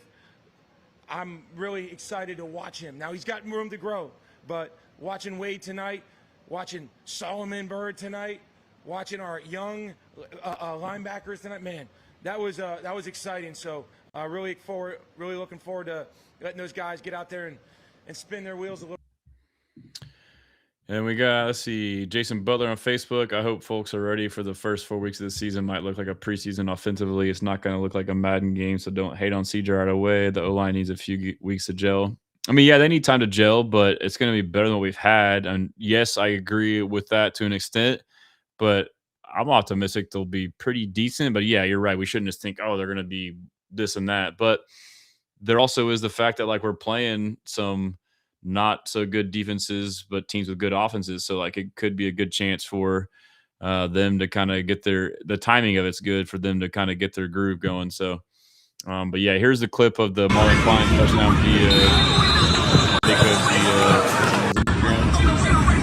little out route, brings it in and gets up. I mean, that's some good speed, bro. He outran some people trying to get the edge on him. And yeah, so we'll keep scrolling. I think we're almost done. Oh yeah, Laramie Tunsil. He is a torn triceps. That sucks. Requires surgery and miss at least a significant part of the season. I said, trade them Blake Fisher, ? I think Blake Fisher is still young and improving. We were hearing some good things. He's got, a couple years left on his contract, I believe. And he also is like young age-wise. And we've seen some good. So, but like if you were to trade him, it would have to be pretty steep. I don't know the exact value. Like, I don't even know if you would get what you want, but just food for thought. But yeah, let's see. You kind of scroll through. Here's a Lewis Bond play. This was on Friday. This is from DJ Bieneme. Shout out DJ. All right. And so he's going against, I don't even know who this corner is, number 17. But anyways, a little jab step inside on the release. Freezes him. And now he goes back out. But to me, he just ends up running a vertical. But I may be overthinking this, but what I like is like a lot of receivers now will just try and run fast as heck to the vertical, but he kind of takes his time off to like let the corner think that he may be running an out route, and the corner just bites on his own, and then he just runs straight. And he also has good hands too. So, nonetheless, another good rep for him. Yeah, Jared Wayne. Oh, it's on Tremont Smith, but it's a nice comeback route. It's from CJ Stroud and 7-on-7. This was Friday, so. But, I mean, that's a good crisp route for a big receiver. And here's the play with Kamara I talked about early on Nico. Good on good. It's a fade route. He gets a decent release, but gets pretty wide. But he's in the slot, so maybe he has room to work, so it's like a slot fade. And Stroud kind of throws it up like a jump ball a little behind, which just give the guy a chance. And Nico goes up. He could get better at timing these jump balls because he may have jumped a tad early. He jumps and then the ball's behind him, but still, great hands on it, dude. I was like, what a catch. And then he goes down and then Kamari bats it out. Like, I love seeing both of that, dude. But see if there's anything else that's good. Yeah, Nico is back. Bills uniforms, ugly. I would love for the Texans to have an in-stadium practice one day. It would be so sick. And let me see if we got any more videos on here. Aaron Wilson's got a good interview with Wyatt Teller on his YouTube. Check it out, or go to my website, and you'll still get the views for him on my website to watch it there. And here's DeMeco on CJ Stroud on inside and outside the pocket. That's the unique thing with CJ. CJ can be that traditional pocket passer. He's very accurate, pinpoint placement, wherever he wants to put the football. But then he also has the capability of escaping, and that's what makes him a really successful young quarterback. And he's still growing, still has room to improve, but he can do it all, and that's what makes him truly unique. Yep, he can. And so it's just knowing when and when not to stay in or leave the pocket. So here was Keelan Rutledge with Shelby Coppage, who works with the Texans. This is on their YouTube. And this is on between center and guard and working with CJ Stroud. Yeah, I think it's just getting everybody on the same page. Like, at guard, you should kind of shut up and listen to the center. And at center, coming in as a rookie, you got to tell everybody what to do. So I think that's something that not necessarily intimidating, but way, way different because you're at the line of scrimmage and you're talking and making sure everybody's on the right page. So I think that's the thing. How has it been working with CJ so closely? Oh, it's been great. He's been great to me. Anything, if I'm ever like a little hairy on something, you kind of look back there and that guy's played a lot of football, so he'll get you on the right page. You talk about your... Yeah, I think it's... All good things, all good things. Oh, yeah, this is where we're almost done, but we're going to get some more Keelan Rutledge bites. Here is him on In the Loop. And he was asked on when he kind of felt like, okay, like I can be good in the NFL or I belong. In the back of your mind, like, okay, now it's the NFL. Have you had that moment? Yeah, I mean, I've had a few of those moments. OTAs was early because, I mean, you're not going as physical, but there's some physical moments, and just climbing to some linebackers, feeling that, or getting movement on a 3-tech, you're like, yeah, like, it's football. Like, the guys are better. You definitely – there's reps where, in college I look at it like, even your rep ain't bad. Yeah. You can have some bad reps at this level. So I think that's the adjustment, and just bouncing back from those, being like, all right, it's going to happen. Like, that guy across from me is a really good football player. What are you going to do the next play? But, I mean, there's definitely a lot of moments in OTAs, and as we put the pads on and really play football, you get some moments where you're like, yeah, I can do this and be very dominant at it. So. He said there's definitely moments where I'm like, yeah, I can do this and be very dominant at this. Like, he is confident, like, in a good way, dude. But yeah, here was Danielle Hunter on Caden McDonald's growth. This is via Cole Thompson. I guess the audience kind of like can't really hear. But Danielle Hunter on Will Anderson Jr. No, biggest thing about Will this year, I just feel like he just keeps getting quicker and quicker. Explosiveness, power. I mean, the sky's the limit for that kid, man. I watch him and I'm like, damn, like. He's developed new techniques, new angles, new kind of moves, and I'm happy for him about that. He's been around the right people. I talk to him sometimes. If he needs help with stuff, he'll come ask. But he's just keep on. Every year he's evolving to be that next best player. So I'm actually proud of him. So, but he's gonna keep doing his thing. I'm just gonna be there if you. I'm actually proud of him. But yeah, again, good remarks from Danielle on Will right there. Here's Danielle on Jadeveon Clowney. I think it's going to be fun because, that's a lot of experience, a lot of guys that know what they're doing. And the biggest thing is we just want to learn off each other.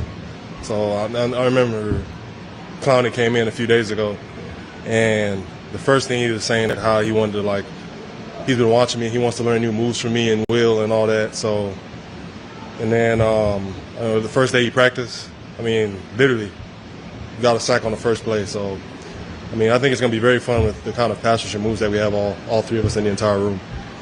That's awesome. I saw the same thing. I was at the first practice for him, and he just dominated off the rip. But the fact that he came in, he's like, I've been watching you. Like, I want to learn y'all's pass rush moves. That's sick. And then he can teach them his stuff.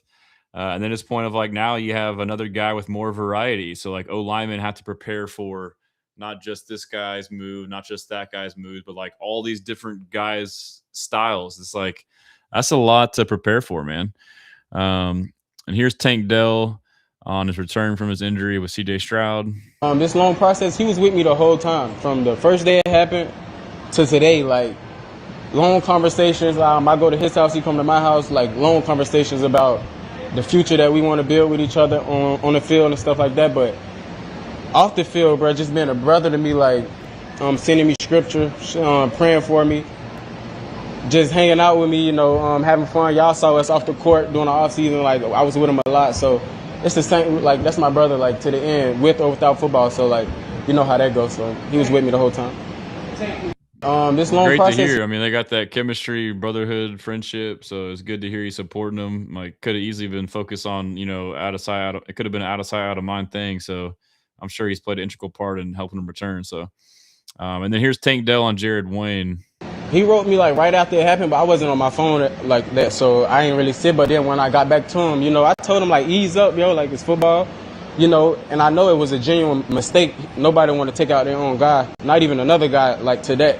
So it was a mistake. I told him, man, it's good. God got me, like, ease up, man. Go play, go have fun, play football. I'll be back. So it was cool, and it's no hard feelings. That's my brother, so we cool. It's good to hear, man. I mean, I get, people being upset. Like, I'm not trying to tell people how to think. Like, for me, though, like, I feel for Wayne. Like, yeah, he made a mistake that, cost this guy whatever, but like, it wasn't on purpose. He was just like a young guy who finally got his chance and got in the game and saw a ball in the air and went for it. I mean, it's a tough deal. I mean, I get it, but it's also like, man, but like, regardless, my point is, like, it's great to hear Tank say that, to know that allows him to kind of keep hustling. But here's Keelan Rutledge on 95.7 and with Shelby Coppage about when asked about scuffling with guys like Aziz and Will and Danielle. It's who I am. It's who I've always been. it's just a competitor in me. Like I don't look at it like, oh, this is a big name. Like it's football. Like he's just like me. Obviously he's a really, really good player. That speaks for itself. But I mean, I'm a competitor, so I'm gonna go out there and I believe I'm a really good player too. So I'm gonna compete. What's the biggest thing you want? Went up against Danielle Hunter yesterday. Yeah, I mean, for what sure. were you thinking? It's football. You know, we bleed the same kind of blood. He puts on his shoes just like I do. So I mean, there's nothing to it. Well, I want to get to that more. We bleed the same kind of blood. I mean, obviously you have to have like the ability to back it up, but I wish I had that mentality, like not being scared of anybody, especially, you know, I'd be terrified of Danielle. But yeah, I mean, Stroud connection with Higgins, he's been like, I mean, obviously they can selectively show passes, but they've been showing a lot of his big plays and they've been nice, tight spirals, man. Like he definitely locked in this season, but yeah, the Henry T deal. Here's Kamari Ramsey. He also has an interview with Shelby Coppage on the Texans YouTube. Who have you clicked with that you didn't know coming in?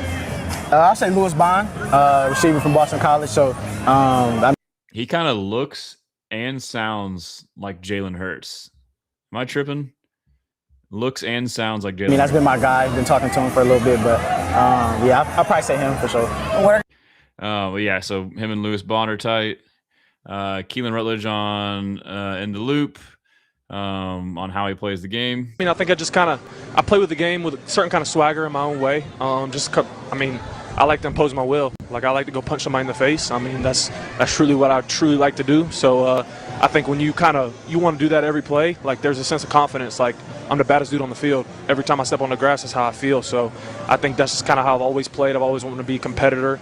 Always talked a little junk. Always kind of played to the echo of the whistle. So that's just who I am. So I'll always be. Not trying to get you in trouble, but how literal when you talk about punching someone in the face? Because I've thought about it. Like who on the team would I want to go into a bar fight with? And you're high up on the power rankings. Like, have you had any instances where you had to, throw someone out the club or something? No, I mean, yeah, I was a knucklehead kid growing up. I definitely gotten a fair share of my fights. But as you've grown up, a fair share of my fights, matured, you can't do that. But that's why God blessed me with the ability. So I'm out here to play football, so I can do it legally. So it's great. There you go. How long would it take you to kick my ass? I wouldn't want to. You seem like a cool guy. Good answer. I like it.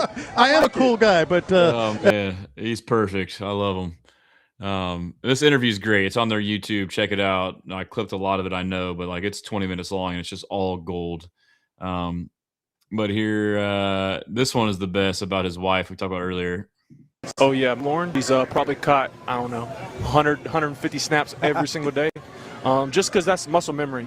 Obviously, I did it a little bit at Tech here and there in practice. Never done it in a game. Did it a little bit at the Senior Bowl, but to have your hand on the ball full time, obviously to block these dudes, it's a little different. So you just need reps. And I mean, I think I'm a football player. Didn't play offensive line until I got to college, so I can play any position. You tell me to go out there, I'm gonna give all my effort, and I'm gonna figure it out. So she have a good cadence. Oh yeah, she knows all the cadences. I said you got to make it sound like CJ. How'd she do in John Gruden school? How would she do? Oh, she'll be all right. She'll be all right. She knows all the calls. I'm running through all my calls to her, so she knows.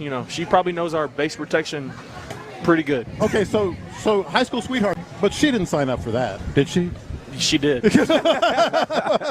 She did. She loves ball. She loves ball. So, man, she's kind of comes from a household that they love football. Grew up Georgia fan, so not going to hold that against her. Yeah, I mean, try not to. Yeah. But she's not a Georgia fan no more. She bleeds gold and white. But yeah. I mean, she loves football and she's all for it. You mentioned she's taking snaps under the center as well. Does she tape her fingers or no, we're not under center.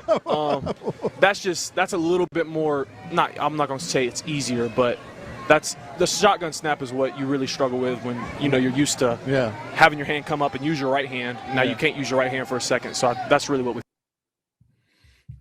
A lot of good insight there. Let's see. DeMeco on the Henry To'oTo'o contract extension. It was important for us to sign Henry because he's a trustworthy and a consistent player. Right? And a guy, we drafted my first year here, and a guy who's just gotten better every single year. So Henry is very deserving of the contract that he's received. I remember Henry's rookie year being out here in training camp, and no matter what I threw at him, he kept shining with every rep. It's like, man, this rookie may be starting for us, right? Because he did things the right way. He did the things how I asked him to do it, and I saw right then that this would be a really good player for us. So And he's from a really good school, right? Yeah, not his first school, but his second school. Yeah, really good school. No, I'm proud of Henry. I'm proud of him, man. And just to watch him in camp, spoke about this the other day, watching how he's so intentional, right, on getting better at the little things. Like every rep, you may come over, hey, coach, you saw, I just got to keep my feet moved. He's coming to me, but he's coaching me up on the correction himself. Like that's a true pro, and I love every bit of it. He's getting much better. He's improving his man coverage, getting some good reps against D-Mo and Woody. And he's doing an outstanding job. Look for his game to really take off this year. Love it, man. Love the signing of Henry T. Good value. DeMeco speaks very highly of him. Here's DeMeco on Jared Wayne after Friday's practice where he made some plays. Jared Wayne is showing up every time he's on the field. He's always making plays, not just this camp. He's made plays since he's been here. Big, tall target, smart guy. He can move around. He plays all three wide receiver positions, so a guy that we can count on. And he shows up, making a lot of big plays down the field, a lot of contested catches. He finds a way to come down with them. So he's playing well, and they value him. So, I mean, it's going to be somebody that they want to try and keep around if they can. Here was DeMeco Ryans on Jalen Noel. This was, kind of interesting a little bit. Jalen has a chance this year, too, just to, again, like I said about CJ, is just getting more comfortable with what we're asking him to do and what will be the defined role for him. How do we carve out that role to where he's doing that one thing and doing it really well? I thought he did a great job when we asked him to go back and return last year. Made some really nice, productive returns for us in the punt return game. So I'm excited to see him to continue to build on his punt return and also finding that role on offense. Like, how can we find a way to get the ball in his hands multiple times a game? Jalen has a chance. So, I mean, maybe it's overanalyzing, but, like, find a way to carve out a role. It talks about punt return more than anything. I mean, it makes you think. I don't know, because it was questionable usage last year. Are they going to do the same thing this year? What's the reasoning behind it? I mean, maybe is he just like a vertical threat slot? Are you going to try and scheme up some screen touches to him, which would be great? I don't know. It's just interesting to hear that. Not really sure exactly how to take it, but yeah. So I think that's most of it, man. I mean, yeah, I went to Crystal Beach and it was beautiful blue water, white sand. And it was definitely not made with AI. It was made with AI. It was brown sand, brown water. It was still fun. Let me see if there's any other clips that I might have wanted to share. I think that's good, man. I'm tired. It's late. I'm going to go to practice tomorrow. I'm going to keep scrolling to make sure I didn't miss anything. But, I mean, I'm pretty sure we covered pretty much all of it. Okay, here's a clip from Nick Cassera on the Rich Eisen show about C.J. Stroud. He's doing well, Rich. He obviously sustained a pretty significant. I'm sorry, this is Tank Dell. Injury there, however many months ago that was, but he participated yesterday in practice. So I'd say there's kind of a ramp up period for him, and we're just trying to do what we feel is best for him. Be smart about his reintegration, but he's worked really hard. There's an opportunity for us to see him maybe a little bit more here in practice. Whether or not he plays in a preseason game or not, ultimately we'll figure out what makes the most sense. But he's worked really hard. I was asked about this when training camp started. We didn't put him on PUP or NFI because we wanted to keep him available and alive to participate in certain drills that he otherwise would not have been able to participate in. But he's very engaged. You're seeing progress with him. I'd say, we're going to hopefully see him a little bit more here in practice as we're moving forward through training camp. So he's doing as well as he possibly can. It's really a credit to him. It's a credit to our medical staff, our sports performance team, our strength staff for getting Tank to the position where he has a chance to be competitive. Oh, man, that was a long-winded answer.